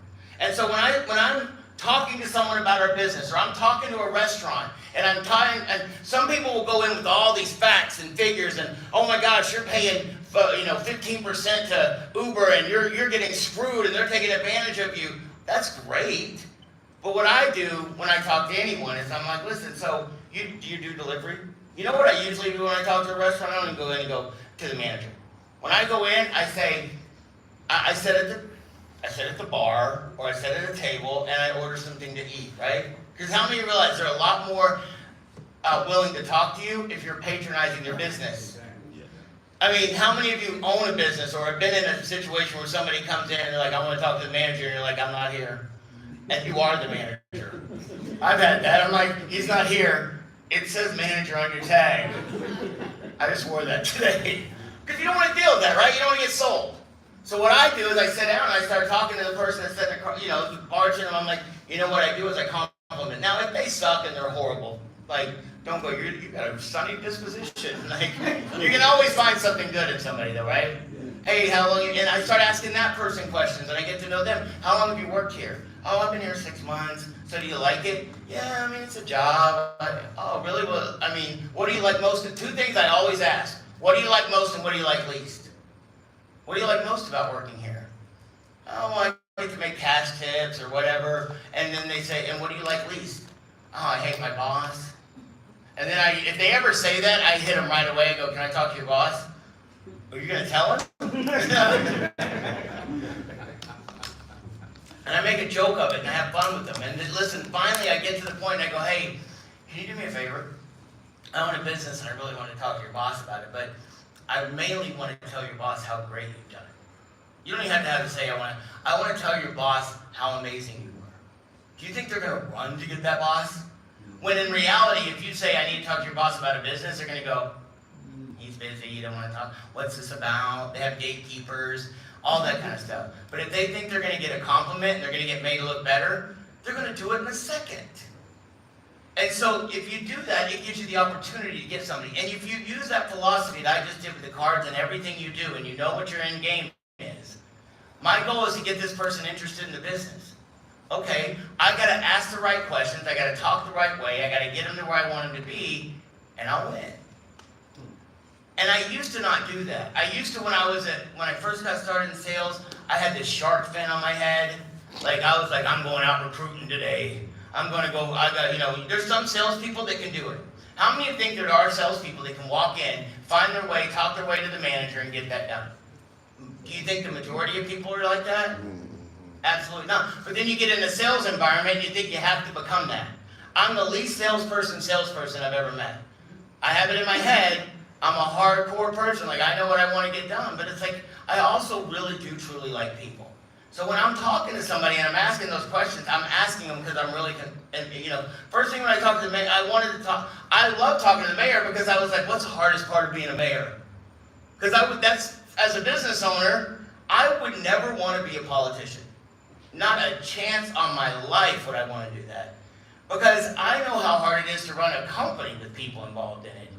And running a town, and trying to make everybody happy, trying to get everything, and trying to get stuff done at the same time. Like, half of my day sometimes is spelled with, oh, this person was mean to me, this person was bad. And it's usually, I was the one that was mean to somebody, so I'm getting chest, I'm just kidding. But I understand that if you ask the right question, you get where you want to go. And if you don't ask the right question, you don't get, there's most people that just want to sell. Like, and if you're a very analytical person, you got to understand, most people aren't your brain. They're not.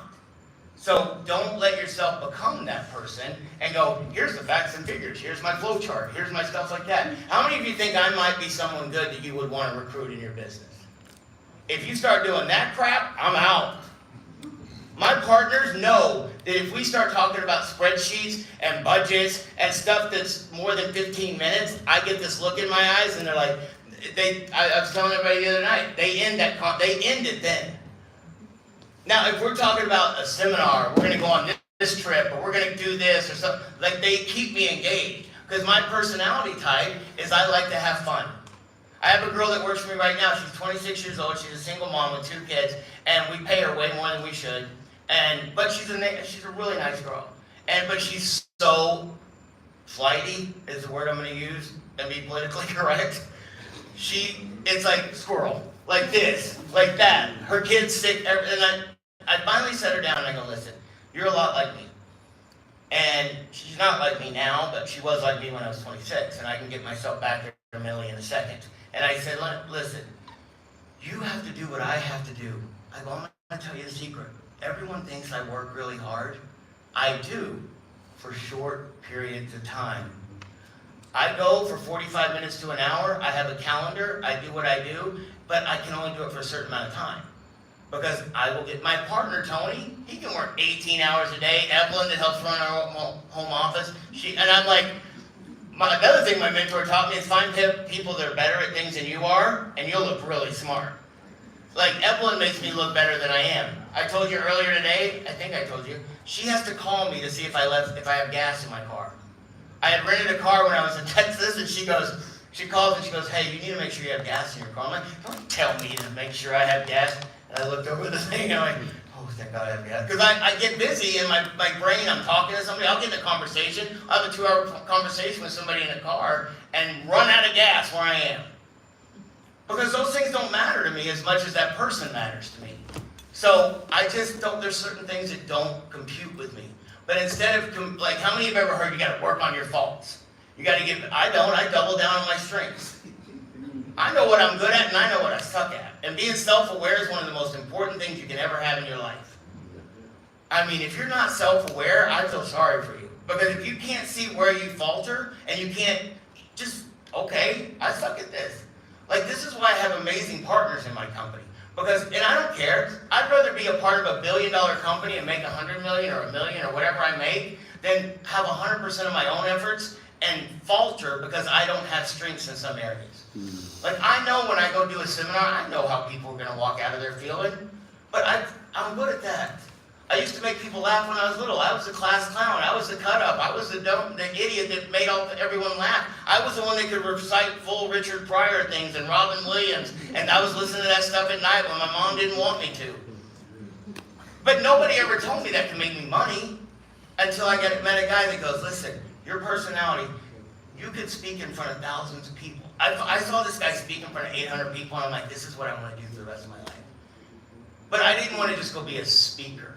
How many of you have seen a bunch of speakers that they just, I was talking about it the other day. I said, you know, there's so many life coaches that are 22. What kind of life have you had at 22? I talked to a kid one day that goes, yeah, I'm a life coach. You said I can't be a life coach at 22. And he goes, I make $30,000 a month. I go, you're not a life coach, you're a marketer. You marketed yourself. What are you going to tell somebody? I go, how much crap have you been through in your life? I go, how many breakups have you had? How many divorces have you had? Like, how many businesses have you lost? What kind of life skills do you absolutely, and then I think I probably ruined that kid by the time we got done.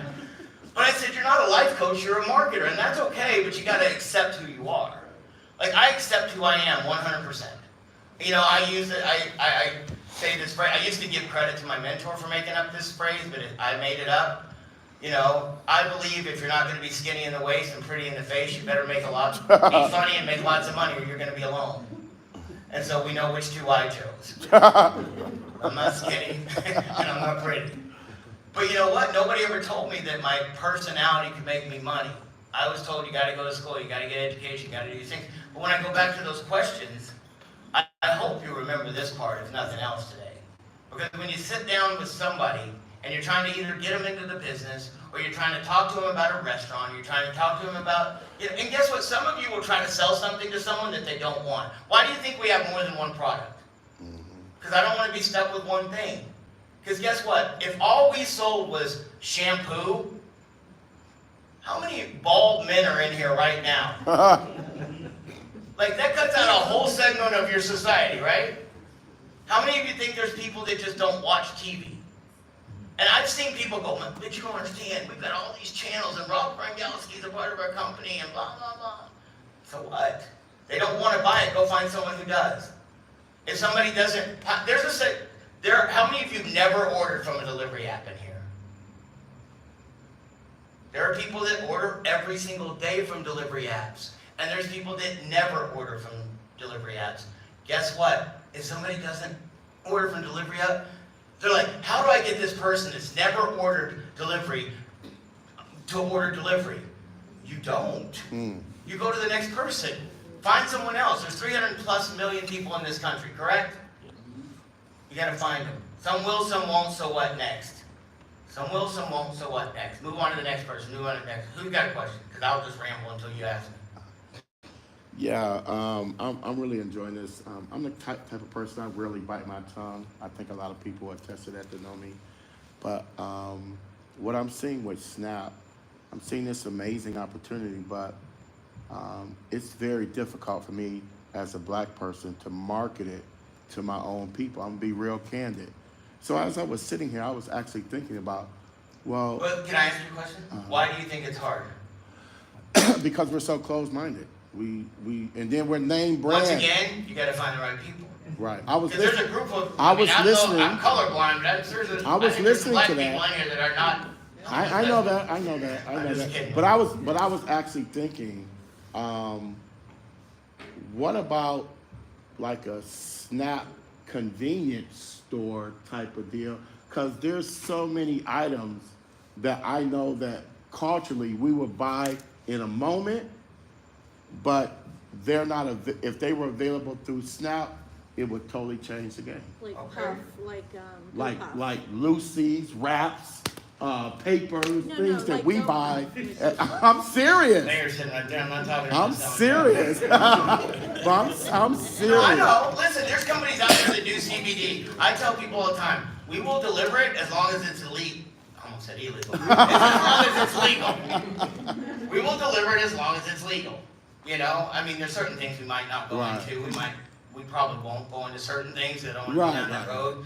But, I mean, there's nothing to say that we can't. DoorDash has their own little convenience stores. Right. I'm just saying right now we don't. But guess what? If you found a store that in your town that specializes in that, once we open it up past restaurants, which we are going to, we're going to do delivery when it comes to, you know, we're going to do it for grocery stores, we're going to do it for liquor stores, we're going to do it for any store. Because how many times we woke up at 2 o'clock in the morning, people who smoke, they don't have a lighter, they don't have a cigarette, but they don't want to go out and get it. But they would certainly, you know, get on their phone and order it. Absolutely do that. And order it. And once I get our back office in the next few days fixed the way I want it, and within the next 3 weeks, I will be able to put these things on a lot quicker. And so we will definitely be able to do that kind of stuff.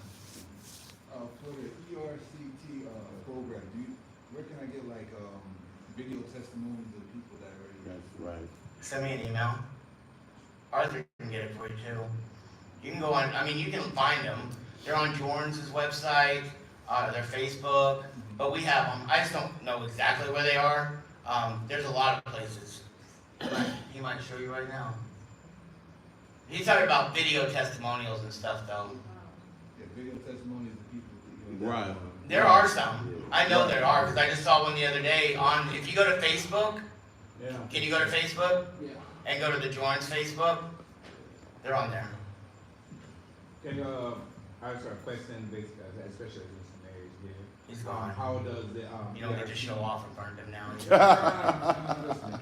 How does the ERC benefit the community? Because the money goes back to the businesses that are in the community. I mean, the way this thing works, and I don't know if you know, businesses can qualify for up to. Like, there's certain things that people don't hear, and they go, oh, if you had a business, you're going to qualify for $26,000 per employee per quarter. No, that's not how it works. You can qualify for up to $26,000 per employee per quarter if they were full-time. There's a lot of stuff that goes into that. And it's funny to me because we have a lot of people in our company that they go sign up a business and then they go, all you got to do is get this documentation and then you're going to get paid. This thing can take 6 to 9 months.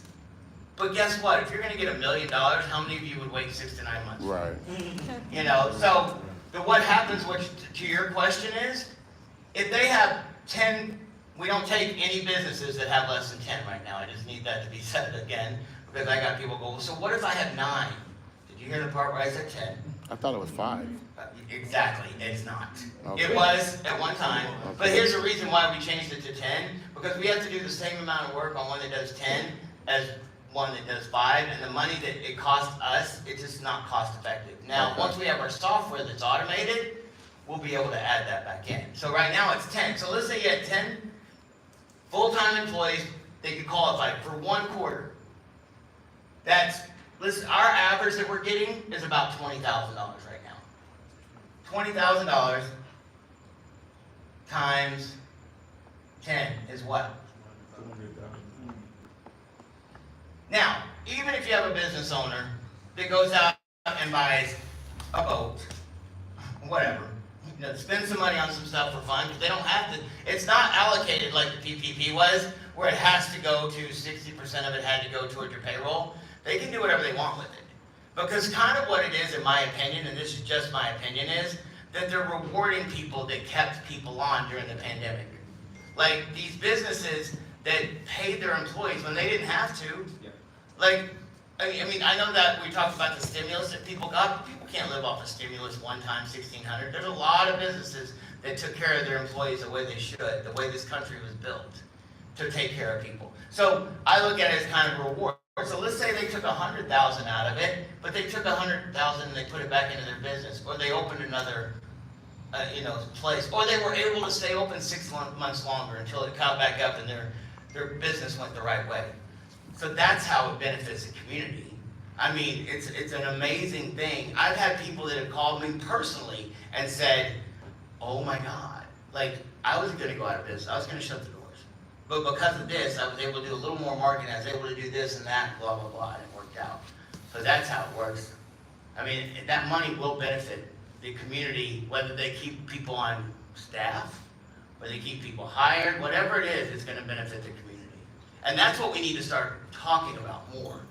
You know, it's not just for that business, it's the whole community. And I think after talking to the mayor, it even gives me more ideas, because if we could be the ones in this little room that start a revolution of helping people and helping the businesses and things like that, and you've got somebody like that that's on your side, that sat here for 45 minutes, I knew he had to leave, and he sat here for another 45 minutes. Like, that's amazing to me. That means that guy cares about your community in a real way, not fake. You know? Because he could have come in here, walked around, took a picture, glad-handed, and got out. And I asked Donnie, I said, do you think he'll stay around for a couple minutes? Because I wanted him to know how much I appreciated it. You know, because that's a real human being. And that's all I ever want to deal with. Did that answer? I don't care if it answered your question. Yes, sir. I'm just kidding. I may pick on him, and some of you are going, God, he's rude to him. I like him. So, I don't know, I stepped out the room for a minute, but did you talk about how the ERC can apply for nonprofits to folks? It can work for nonprofits, but they have to have W-2 employees. Like, listen, every business out there, there's a certain government businesses can't do it because they're going to pay themselves. They're not a real owner and it's going to benefit. But most businesses, if they have W-2 employees, they can qualify for this. There's a process, though. And I just want to stress that it's not just for-profit business. Right, it's not just for-profit, but there's a process. And so I never guarantee any business are going to qualify, because they may not. There's 3 ways that a business can qualify. They can qualify from reduction in gross receipts, which means their income and their revenue went down. But guess what? There's a lot of businesses that their income went up during the pandemic. So guess what? That takes it out. Now, there's 2 others. Did y'all have a lot of shutdowns here? Yes. You know, they shutdowns that affected their business where they couldn't have income coming in. They may have made more money when it came to drive-through or takeout or something else, so their overall went up. But guess what? If their overall would have gone up in the takeout and they still would have had the inside eating part, they would have made a lot more money, right? So there's ways that they can qualify for them. But what happens is some people go, well, my income didn't go down. And I say, well, I can't guarantee you're going to qualify, but guess what? If you don't look at it, you never know. We charge $2,600 fully refundable up front for the business, and the only reason we do that is because if they don't get us the paperwork, like how many of you have ever seen somebody go, I mean, there's people that win the lottery and don't go take the money. Like, we have people in my company that we have wallets that we put money into their account, and they don't go take it out. And I'm like, what is wrong with people? And I got some people that are like trying to take it out and it's not in there. But it doesn't make any sense to me. So we put the $2,600 fully refundable. If they don't qualify, guess what? They get that money back. 100% get it back. If they do qualify, at the end of it, they get say they get $100,000, we minus $2,600 off of that, or add 20, whatever it works out to, they get that money back.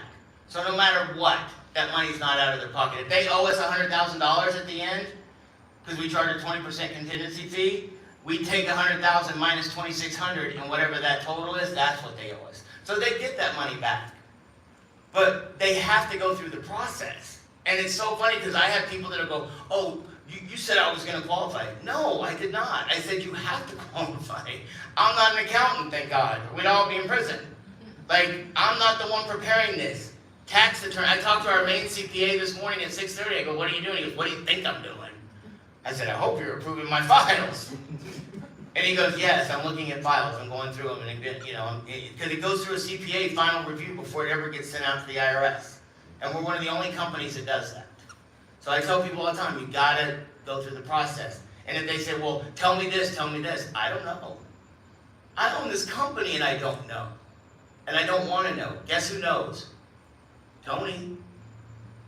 And I don't have to. So I can free my brain up for stats on the Cowboys and how many times Dak throws an interception. Like, I don't need to know everything. I need to, and what I guarantee you though, Tony will tell you, Paul knows people better than I do. Not really, he knows exactly what I know. But I'm more involved in that. That's my passion, and that's what I look into. So I know it more. Let's go through a couple more questions, and I want to be able to hang out for a little bit before I have to leave. The customization part for the virtual kitchen, can you go over that part? I know that a kitchen can add a ghost kitchen. Right. The other items that they can add, I'm kind of blurry on. Like, well, so there's branded and there's custom. Now, if they want to come up with their own items, so what will happen is this. If they already have an existing menu, we can go in and take items from their menu. So like my friends that own Twisted Tuna, and they're my partners, they have sushi, they have salads, so what we could do is we could go in and look at the menu, and we could formulate a whole new menu just out for their salads. And so now you can have just a salad place. So now I got Twisted Tuna, and because they had the ability to make sushi, I could create another restaurant that's just sushi. their name, a different name? Different name. Because guess what? When somebody's looking at an app, they might go, well, I just want sushi tonight. I'm going to search for sushi. And then they find that new restaurant. Now, if they look at Twisted Tuna, you got to go through the whole menu. You got to find the right blah, blah, blah, blah. But here, then you might have Mexican. They have Mexican food. They have tacos. Only tacos. They take their existing menu. Now, we have branded, or we have, like, if you look at this, Da Vinci's Pizza, that'd be a full menu that we would, as long as they have the items and the ingredients, we'll give them the full way to make it. We'll put everything together, and they can have it all put together. Does that make sense? So those are two kind of different ones. Does Snap have a white sheet like? It's on our website, right? Yeah. I mean, like you're talking about the menus and stuff like that. No, like how Snap's gonna take care of the advertising of the virtual, or the ghost kitchen, all that's on. I'm just like, That's all in the agreement when it's set up? Yeah, when they get it. Oh, okay. That's right. Right, and we work with an outside company on that called, from Dubai. But these guys have perfected that. And listen, we even have once I get it done, I gotta meet with these guys again this week. We can even give a restaurant a signing bonus. So if they decide to do that, we'll give them $500 up front to do it with us. Right, I remember Garrett saying that. Yeah. So So we have it. But I mean, we had to get some things straight. You know, it's one step forward, 2 steps back, then you go 20 steps forward. So all that stuff will be on the websites. All that stuff will be automated. So does that help a little? Yeah. Somebody over here needs to ask a question. I got you. I'm curious, how did you get to the number $2? You want me to tell you this long thought out process I went through? I just said, they're charging 5 or 10 or 50. Let's charge a flat fee of 2. And I worked our pay plan back into it. I said, okay, you know what? If the average restaurant does this many orders, I'm not good at math except when it comes to my money. And so I said, okay, out of that $2, if a restaurant does 20 orders a day, I looked at everything as I'm a rep, as somebody in the company, because I am. Like outside of having to put milk, like I won't get paid for a long time. I mean, y'all gotta do a lot of orders for me to get my money back. But I'm okay with it because I'm in for the long term. But let's say a restaurant does 20 orders a day times 30 days. How many is that? 600, right? 600. So it's 600 orders times 40 cents. Somebody may have to get a calculator. 2,400. Times 40 cents? I'll stab you in your eye. Don't help me anymore. It's not 600 times 40 cents. 2,400. How much? 2,400. Okay, I apologize. Listen, I can't even count the 10. I'm arguing with him. 600 times 40 cents. $240. $240. I was right. And they helped you to try to make me feel bad. Wow. I'm just kidding. $240, right? Somebody get out a calculator. Let's all check. We all got a calculator in our pocket. Ain't one person pulled it out. Right. Oh. Got the smart room over here. $240 in a month, right? How many is that times in a year? Now, that's $2,400, right? That's residual income. That's how I figured this out. Because I'm like, listen, if I'm a rep and I want to do this, I want to figure out how much I'm going to make on a restaurant. Now, what if you went out and got 10 restaurants? $24,000 a year, right? It's not a lot, but it's residual.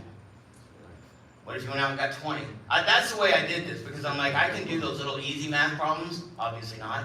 I used a calculator. I love it now that we have calculators in my phone, because I had a teacher in high school. And I'm like, why can't we use our calculators? Because that just made sense to me. No, you have to check your rank. And I'm like, why not? Like, why can't I just do it on my calculator? You're not going to walk around with a calculator in your pocket all the time, are you, Paul? If I can find Miss Martin right now. I put it up on my Facebook page, and like friends of mine from high school, they're like, I remember you and her got in a heated debate about that calculator. I'm like, yeah, well, guess who won? So that's how I did it. Just figure it out. And then, we also had to figure it out if you, recruit somebody, like we pay out. We knew what our pay plan was going to be. So we wanted to make sure that it was lucrative enough for reps in the company. So we pay out 60% of that $2, which is what? 120? Yes. So we pay out 120 to the field.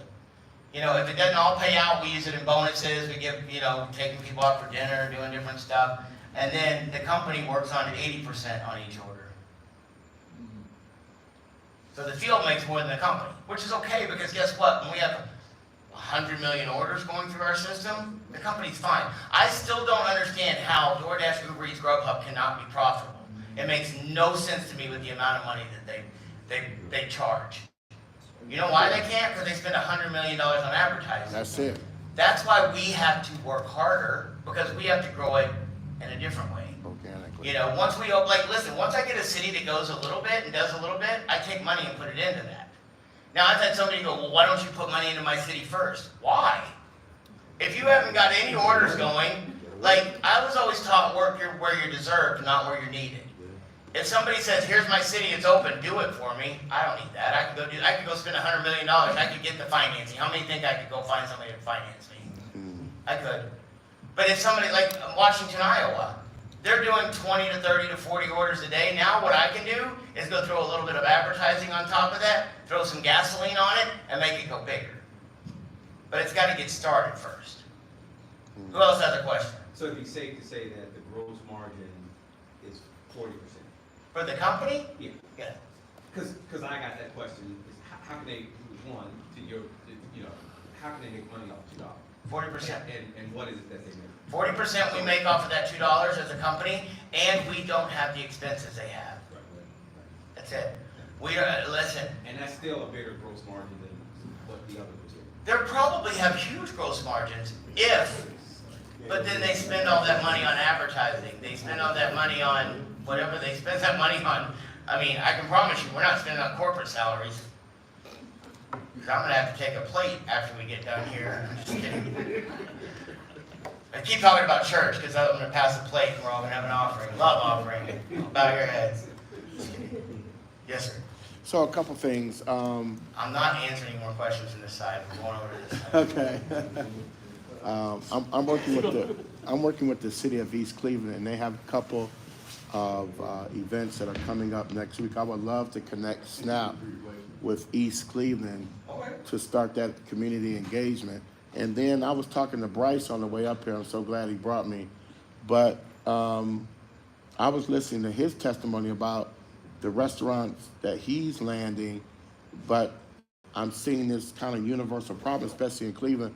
How do you convert the drivers and from wherever, even if they don't drive for DoorDash, how do you get the drivers to sign on to SNAP in an ongoing, growing way? Where's the gentleman that was from? gentleman that's from, what was that other town that's close to Arthur? What's the guy that I just introduced you to? Oh, no. Cincinnati. The gentleman we were talking to earlier. Columbus? Zach.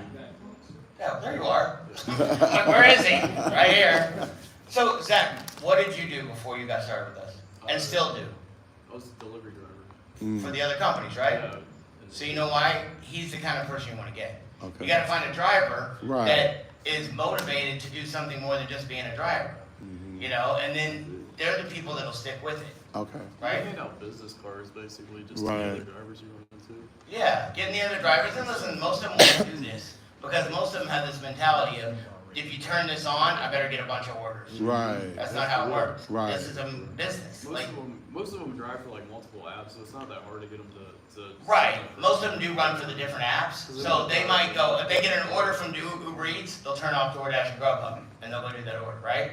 Or they'll get one from Snap, so even if it's slow, and if you temper expectations, and you go, hey, listen, this is a business, how would you, and you gotta sell it, like, ask them, hey, what do you like to do for fun?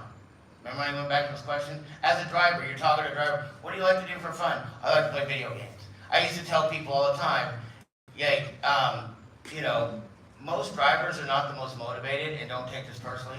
I had a driver in my house. I made my son go drive for our company. All he wanted to do was drive enough so he could get video games and play weed. Play video games, smoke weed.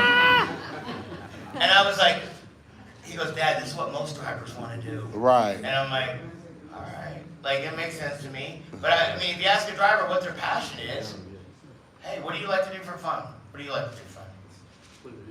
And smoke weed. You like video games for real? And smoke weed.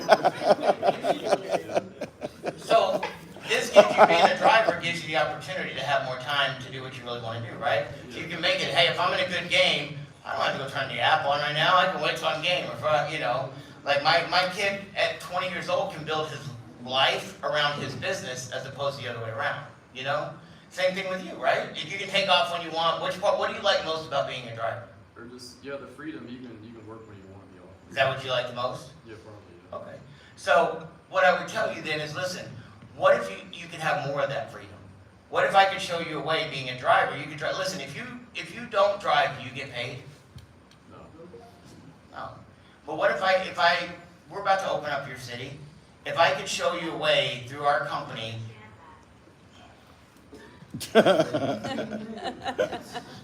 You're in timeout now. I have a saying that I can't say on stage. Like a monkey doing something to him. My dad used to tell me all the time, he goes, Paul, you screwed that up. You're like a monkey having sex with a football. Nothing's getting accomplished. I'm like, hurtful. But what I was saying is, like, as a driver, what if I could show you a way, if you got some other drivers, you know other drivers, right? We're going to open our city. If you could help me get some other drivers, and we open, you could make 10 cents every time they went and did an order. Would you like that? That's how you get drivers. Okay.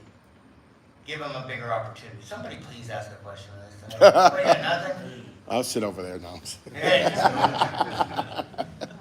Anyone? Come on, people. I'll ask a question. I know, go. I got 2 more questions, and I'm going to end up something real quick, and then we're going to be done. Well, so we're doing the Snap delivery. Have you guys thought about doing like a Snap rides, like competing with Uber and Lyft and whatnot? I've never thought about that. That is so revolutionary. Yes, of course. Okay. Well, I We will take over the world. We will. I mean, listen, I already have the ride share thing put together. Like, I already have the software for that. Okay. I already have it ready to go, but I can't do it yet. Because I want certain things done at certain times. I want to take over the delivery thing first, because that's what we started with. And then once we take a hold of that, then we can move into the other. Okay. But it's coming. How close is the medical? I'm not telling you nothing, because I learned a long time ago, when I started giving dates, oh my God, you said this. Yep, you're right, I should have kept my mouth shut. Well, I have another comment on that. Is that okay? I mean, you're going to. Okay.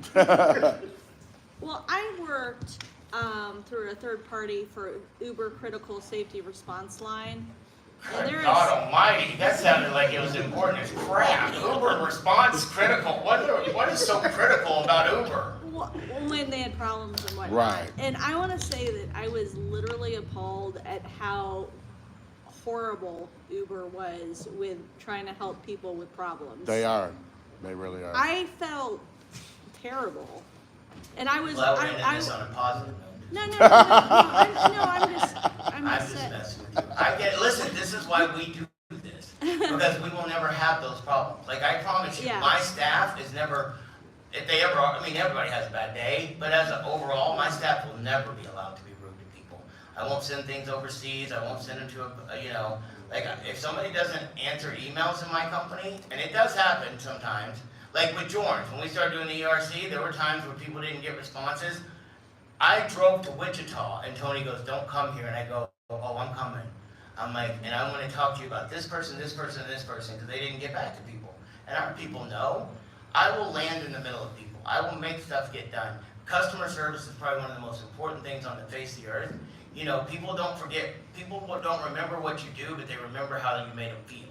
Like, even if I can't help you and I can't make it, like, I'm gonna at least try. I'm gonna at least make you understand that I do care. And so that's why we will take over the world. Because guess what? Uber is not a, Uber Eats, DoorDash, Grubhub. What do they consider those companies? Technology companies, right? There are guys that built an app, they know how to build an app, they knew how to do all that stuff, but they don't understand people. If you've ever, I would encourage you, if you have the chance, I think it's on Showtime. There's the show about how Uber was started, is that it? Or HBO? Look it up. It was called Super Pumped. Super Pumped. I watched that thing and I'm like, thank you so much for being jackasses. Like, they were so obnoxious and so cocky and arrogant. And I mean, I think they've gotten it a little bit better, but all we got to do, listen, I'm going to end with this. How many of you think it's really hard to become successful?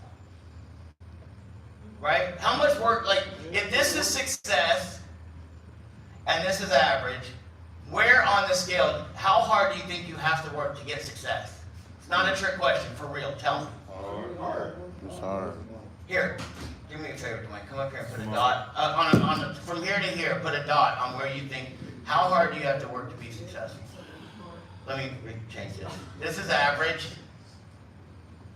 and this is, below average. Whatever you think. Okay, that's not it. My mentor taught me a long time ago. All you gotta do is that much more. Yep. To be successful. Because guess what? Everybody else is doing the average crap. You gotta get up a little bit earlier than everybody else. You gotta put a little more time in. You gotta work on yourself a little harder. You gotta do stuff. And so many people go, I'm never gonna hit this, so I'm not even gonna try. I don't have that motivation. I don't have that drive. I don't have that in me. I'm not going to work hard enough, so I'm just going to quit right now. And I'm going to go back and hang out with the people that I hang out with. Like, some of you need to also, I was talking to these guys about it's who you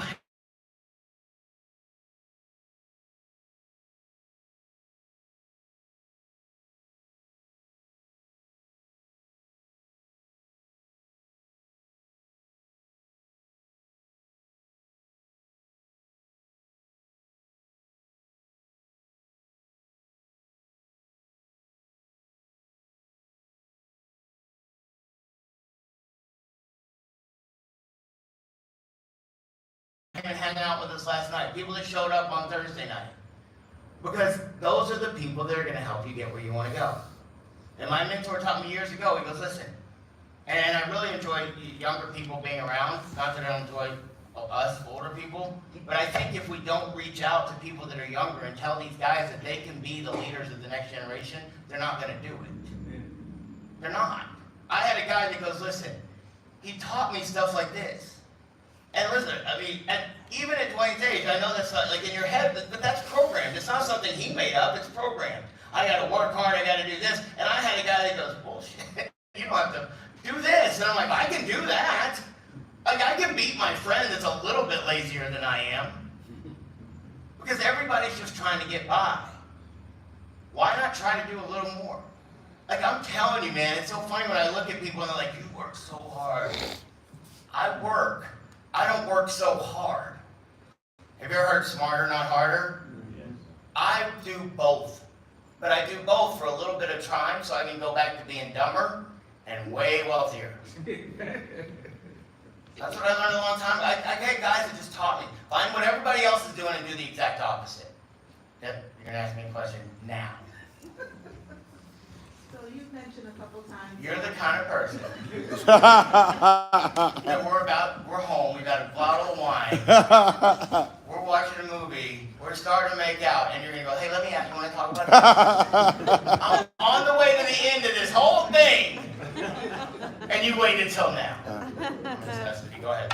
So you've mentioned a couple times about the software changes that are coming. You are analytical. Yes, I am. She's like, I'm going to wait till you get to the emotional close, and he's going to do this, and then I'm going to go, hey, I got that question I've been thinking about for 4 hours I could have asked. You've been with me for 3 days, and now you're going to ask it. What are the changes that we expected to see?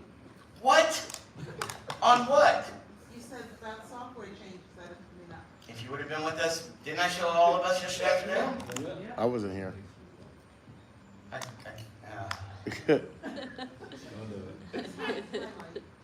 Yeah, but I don't think you can't use my computer. You don't have a, you don't have, you can't. You'll see it in Scottsdale. I'll show you if you want to sit around the computer in a minute. No, if you want to sit around, but when I have to do it on my computer, I can't do it on the screen. But it's going to be a whole different software. So I'll show you when we get done. One more. No, okay. I'm done. Okay. You can Uber the question to me.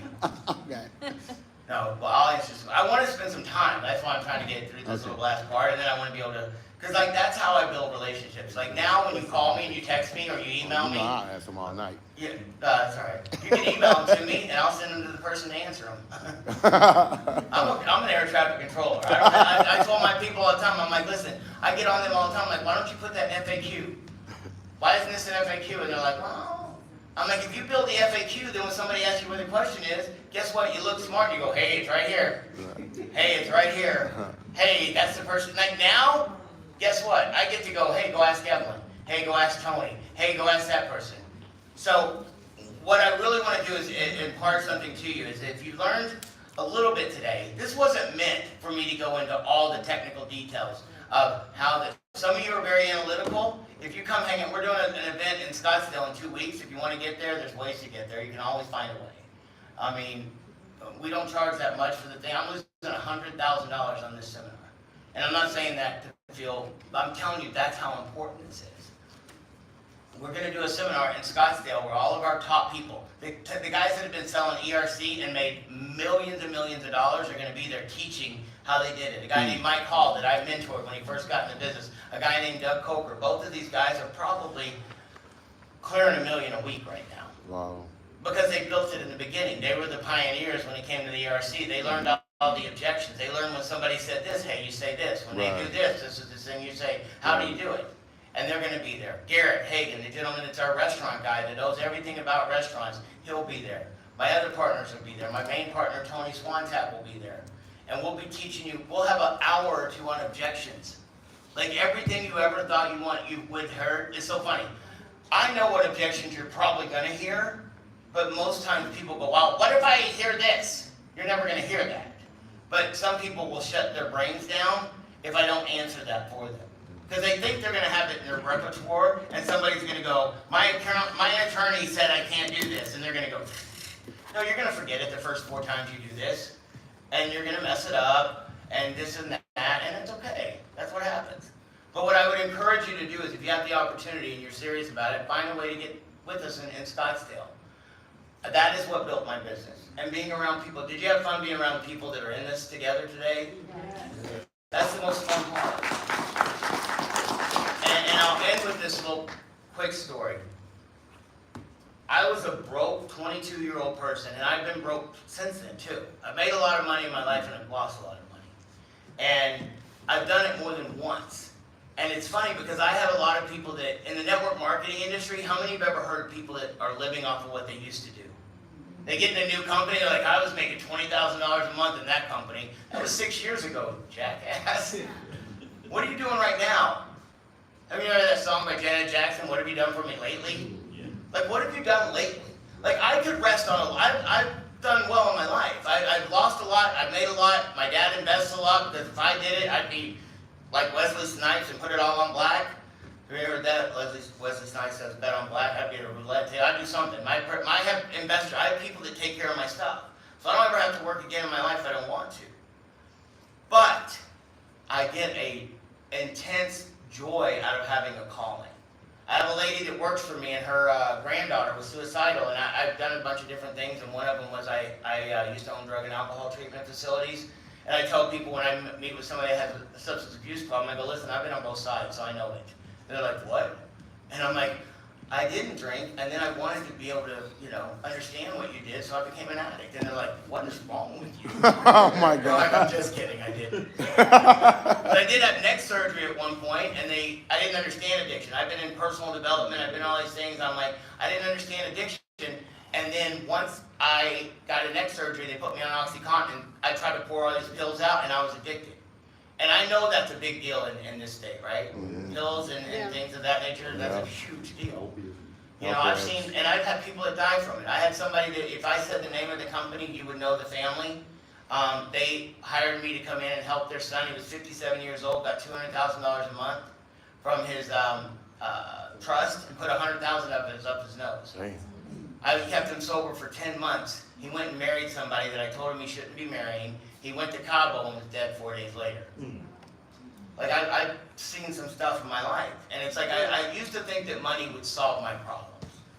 Now, I believe that money will solve about 4 of the top 5. Mm-hmm. Because guess what? What is it when medical care, doesn't it come down to money? If that gentleman, if he would have been on a football field just playing a pickup game with his friends, and he wasn't in a situation, do you think he would have lived? No. Absolutely not. But because he's in a multi-million-dollar facility with guys that were on top of it the minute it happened, and it was about money. I'm not saying that's a bad thing. I'm saying money helps. But guess what? Money only makes you more of what you are. Money doesn't make character, it exposes it. My mentor taught me all the time, but if you're a jerk, money's just going to make you more of a jerk. If you're a nice person, it's going to make it better. I heard a guy, most of y'all are too young to know who this is, but a guy named, I don't know his name, but he was on Gunsmoke. And he said, money's like manure. If you stack it up, it just stinks. But if you spread it around, it makes stuff grow. And that's what I believe in Ohio can happen very, very quickly. Like, I'm so more fired up about this state than I ever thought I could be fired up about this state. Like, I was like, I'm going to Ohio? Like, what did I do wrong? Like, I mean, I know that our state and y'all's state screws up the elections, but, like, why am I going to Ohio? And then, like, being here for the last 2 days, I'm like, I'm ready to go. When it gets warmer, I'm ready to go back to Ohio. I'm not falling for that again. But listen, it's not me, it's a group of people here that can do it. But now that I know what's going on here, and I know the people that are around here, there's people that drove 3.5 hours to come see me. And that is not lost on me, because there's no reason that anybody should drive to see me. But it's because of the things I've been through and the things I've been taught, and the just sheer will that I will make this company into a $1 billion company. I'll put a dent in the universe. If all of you quit tomorrow, guess what I'll be doing tomorrow? Hey, you want to hear about Snap Delivered? I'll call Tony up and go, let's go. Because listen, I got a bigger thing. We're in a silent revolution. Walking around talking to people on the show and go, listen, there's a different way. Restaurants, there's a different way. Influencers, there's a different way. There's a different way to watch TV. Our society is changing at a breakneck speed, and it's not going to slow down. And if you don't get in front of it, you're going to get crushed by it. And too many people are getting crushed on it right now. But listen, guess what? It's not all roses, but guess what? If you're willing to get dirty a little bit, you're willing to get in it, you're willing to talk to people, you're willing to deal with rejection and some of those things that we talked about, hey, at the end of the road, I'll be the first one to tell you, it's not the destination that's fun. Life is a journey. And at the end of it, I want to be able to go, you know what, I did everything I was supposed to.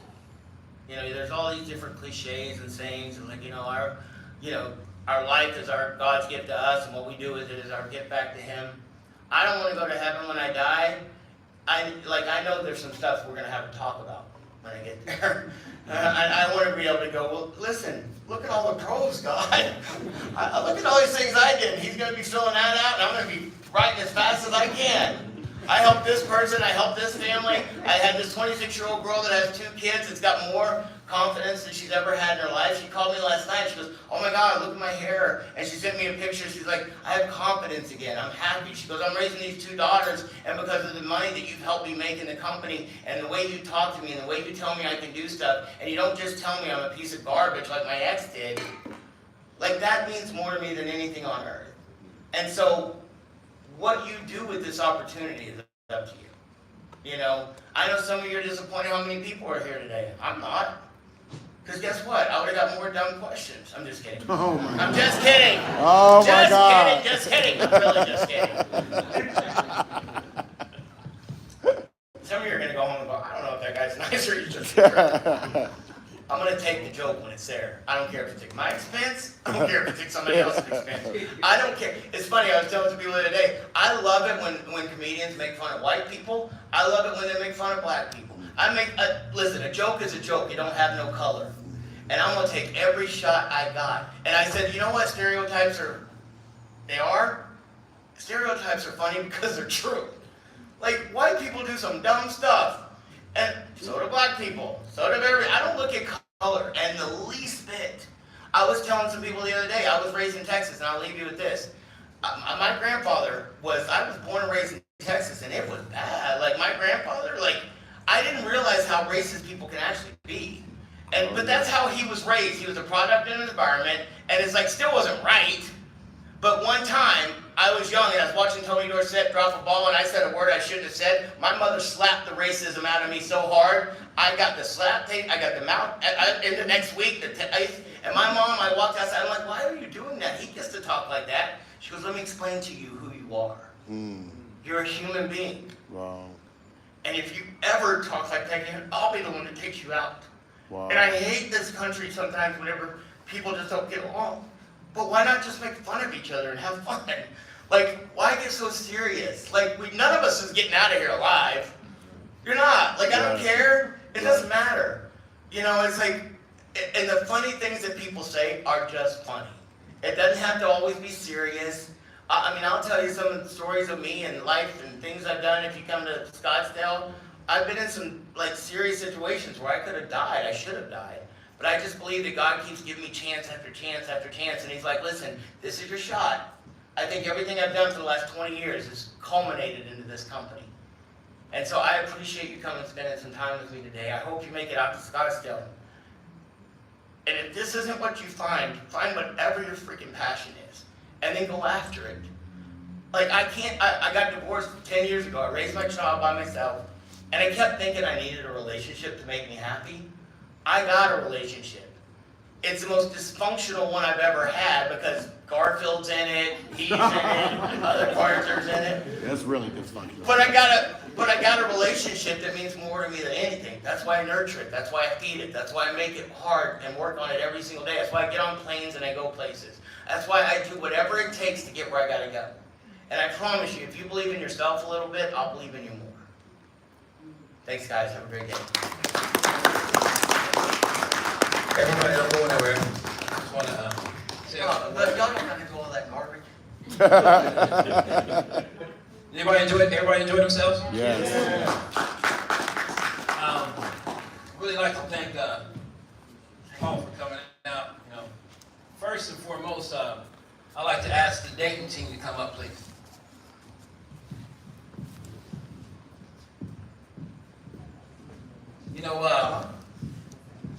The numbers here don't reflect how hard we worked to put this together. But we were extremely excited when he said he would come, and I was crossing my fingers and said, you know what, it's going to be cold. He's a Floridian. But he said he would come anyway, and he follows through on everything he said he would do. So, Paul, we'd really like to thank you for coming out, coming from Florida, bringing the sunshine here. We really, really enjoyed ourselves the past 3 days. We're really excited, too. We got members and friends here. from other cities that drove a long way. Barfield, I thank you. Paul, would you don't mind coming up here, please? Oh, good Lord. Just get that hard. I hate all this part. But from the heart, I mentioned in different companies, Chase Pen, I call it chasing pens, positions, notoriety, for it not to be what it is. I made a post the other day that, if that's your purpose, if what you're going after isn't really, I guess, your passion and your purpose. Passion and your purpose, but I enjoy this. This is not work to me.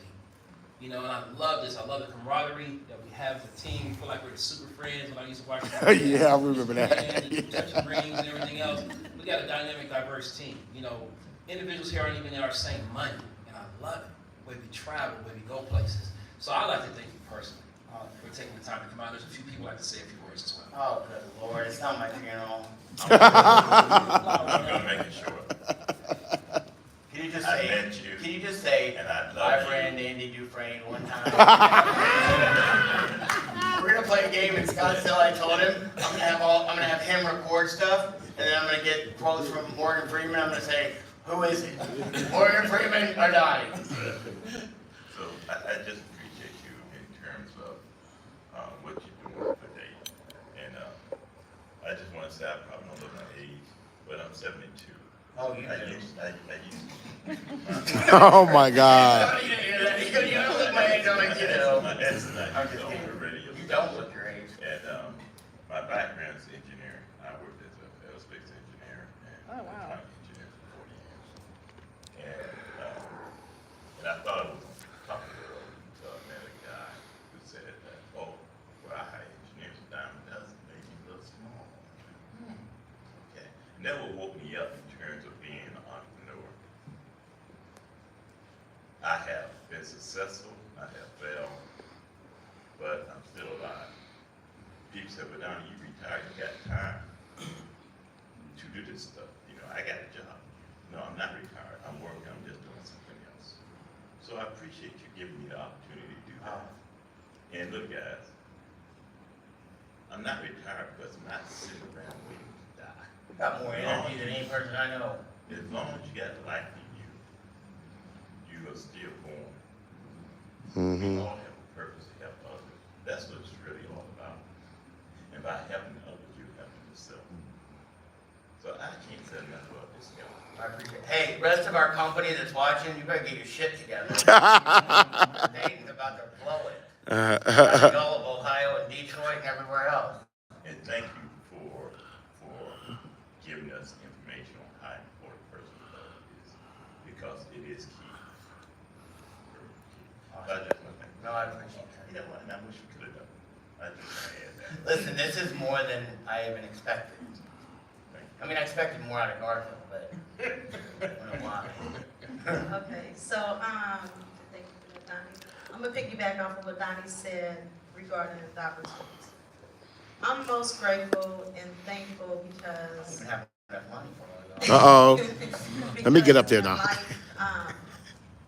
We say, you hear you only get one chance, and that's not true, and I know that I wanted to be in the position that I'm in right now many years ago, decades ago, but I wasn't all the way ready. I've been doing self-development. Oh gosh, my daughter's here, she'll tell you.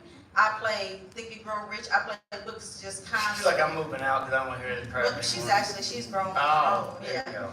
But she grew up with that, with self-development and everything. So I wasn't ready to be in a position that I wanted to be in years ago. Right.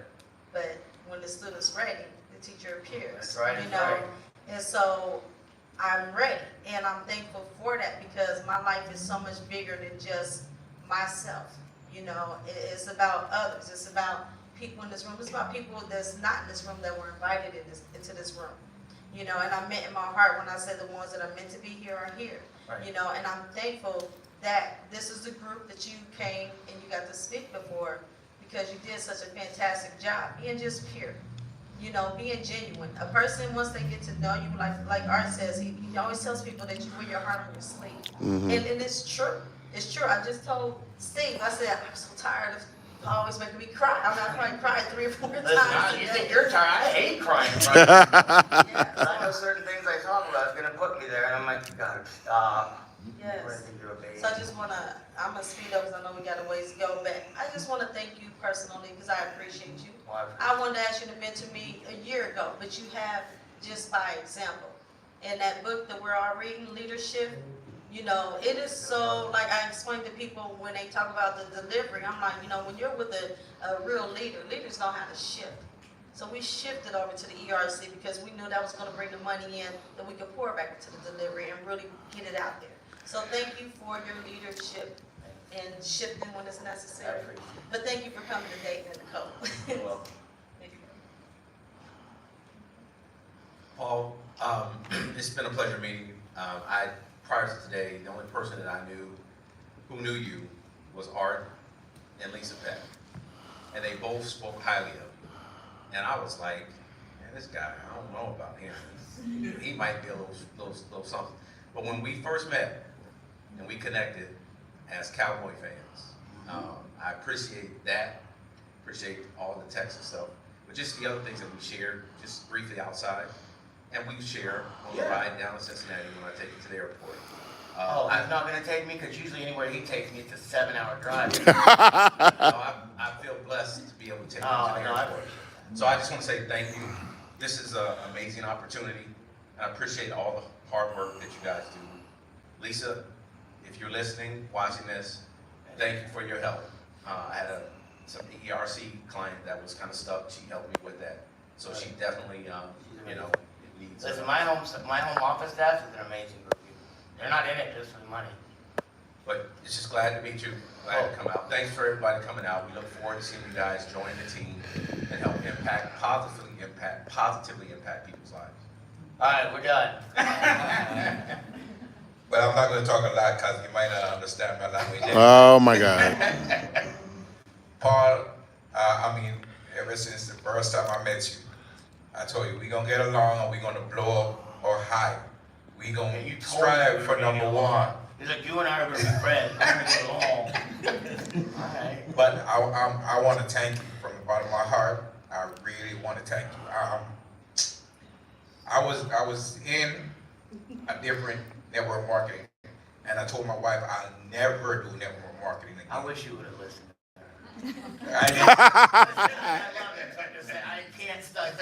I don't mean to be mean to him, but I can't help it. I got a call and I looked at the compensation plan. I looked at what he was trying to do, and within 1 week's time, he was having a conference. Oh yeah. And I got a call from you, and he said, "Listen, if you really want to do this, I got a conference coming up in a week. Can you be there?" I said, "I'll be there. I already purchased my ticket." Oh, I remember that. I was impressed. I'm like, man, I'm supposed to close you. I'm supposed to get you to go. You already did it. I got there, and what was shown to me, it blew me away. So I had to jump back in there working, and I'm so happy that I did. I'm thankful, glad I missed you. You, Garrett, and Tony has become a mentor to me. From what I came from Jamaica looking for a better opportunity. And when I see this, I say, okay, I finally found it after all these years. Right. So again, I want to thank you very much. I appreciate it. And I only pick on the people I love the most. Thank you. Thank you. So we're saving the best for last. Oh my God. And I'm going to piggyback off of my husband. Thank you for giving us purpose again. We appreciate you. And not only because you officiated our wedding, but there's a certain type of camaraderie and honesty that comes from it. And it surpasses anything that we've ever experienced. And we want to thank you truly from the whole Dayton team. Woo! All right. Thank you so much. All that you do. Oh, it's a cowboy. What is it? You want me to open it now? All right.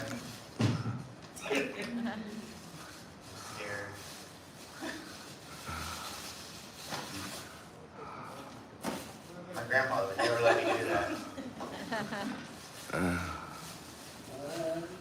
Uh-oh.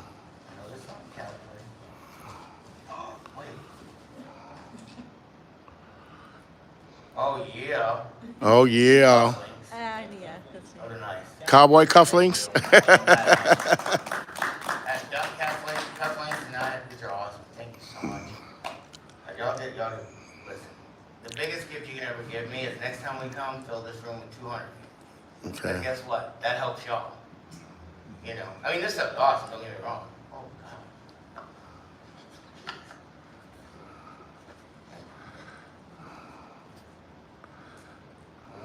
God. Ooh. He's gonna cry again. Can't read. That's badass. What does it say? Cowboys. I knew it. This ain't gonna fit in there. What do you do? Measure me? Oh, this is awesome. We wish to show our appreciation. No, I'm. You, the Dallas Cowboy fan. I am. Like myself.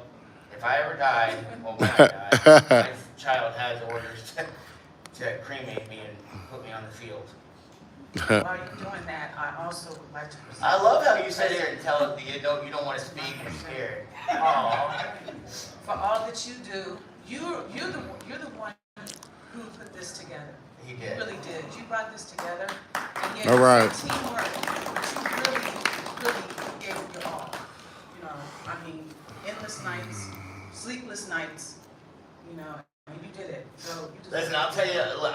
We'll end with this because we can't keep doing this. Right. We'll give stuff to.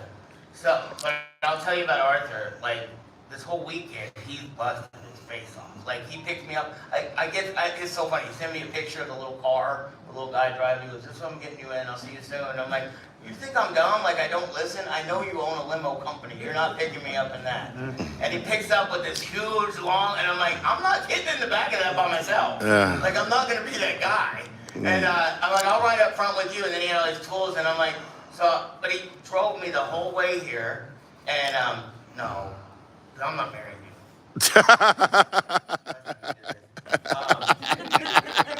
So he drove me all the way here, and then like yesterday, I got to hang out with some of our team and stuff like that, and I got to spend a couple hours where they got to do what you did today, ask them questions and all that kind of stuff. And he's driving back to get the party bus so we could take that last night. And I'm like he should be here with us. You know, like last night we had a great time on the way there and on the way back. And on the way back, I sat there and talked about a lot of stuff, business stuff that he didn't get to participate in. That's a true leader, where he wants the people around him to get more out of it than he's willing to get out of it himself. And you'll see that when we go to Scottsdale. I'm so excited that some of the guys that I taught will be there. Guys that I really worked with and taught will be there sharing their stories and going through it. So if there's any way, once again, you can find a way to be there with us, I would. But now we don't have any more time. Anything else? Want to give an award to somebody else? I appreciate it. I make a lot of jokes, but I do appreciate every one of you that's here. This is a long day. I mean, you're taking out of your Saturday to give it up. That right there is part of personal development. What is that? Uh-oh. More gifts. Oh, if it was a Cowboy Cup, I was going to see if we could do that gift. My greatest mentor is my greatest mentor is my mother and my father. I wouldn't be here if it wasn't for them. God, for most places. That's awesome. That picture. So it's got pictures of his parents on there. That's beautiful. My best friend. And I live to represent them. I have 3 biological children, 2 bonus children, and I lost, like I said, both my father. I know some people can relate to that. Thank you so very much. I strive to represent them. I'm not perfect by far. I mess up a lot, but I try to do everything myself off. Team encourages me like none of it. Team encourages me. I just want to fight hard and just be a representation of what I'm supposed to be. So like everyone else, when you guys keep me encouraged, I love what I do now, and I would love to see us all, traveling the beaches of the world, as some people say, having a great time. Thank everyone for coming out. Thank you and everybody that's on YouTube. Share this. We'll have it recorded. Just plug in. It's simple. Nothing simple than sharing. Just share it. Glad my nephew James and them are here. Younger generation, they can set this on fire. So that's it, guys. Spend some time talking with him. Thank you for coming out. That's it, guys. Thank you. All right. Hey, everybody. To the back. Hey, everybody. This is my first time meeting Paul. This was great, super great. Hey, Lon, what's up? I'm gonna take that. Okay. We're done. Good night.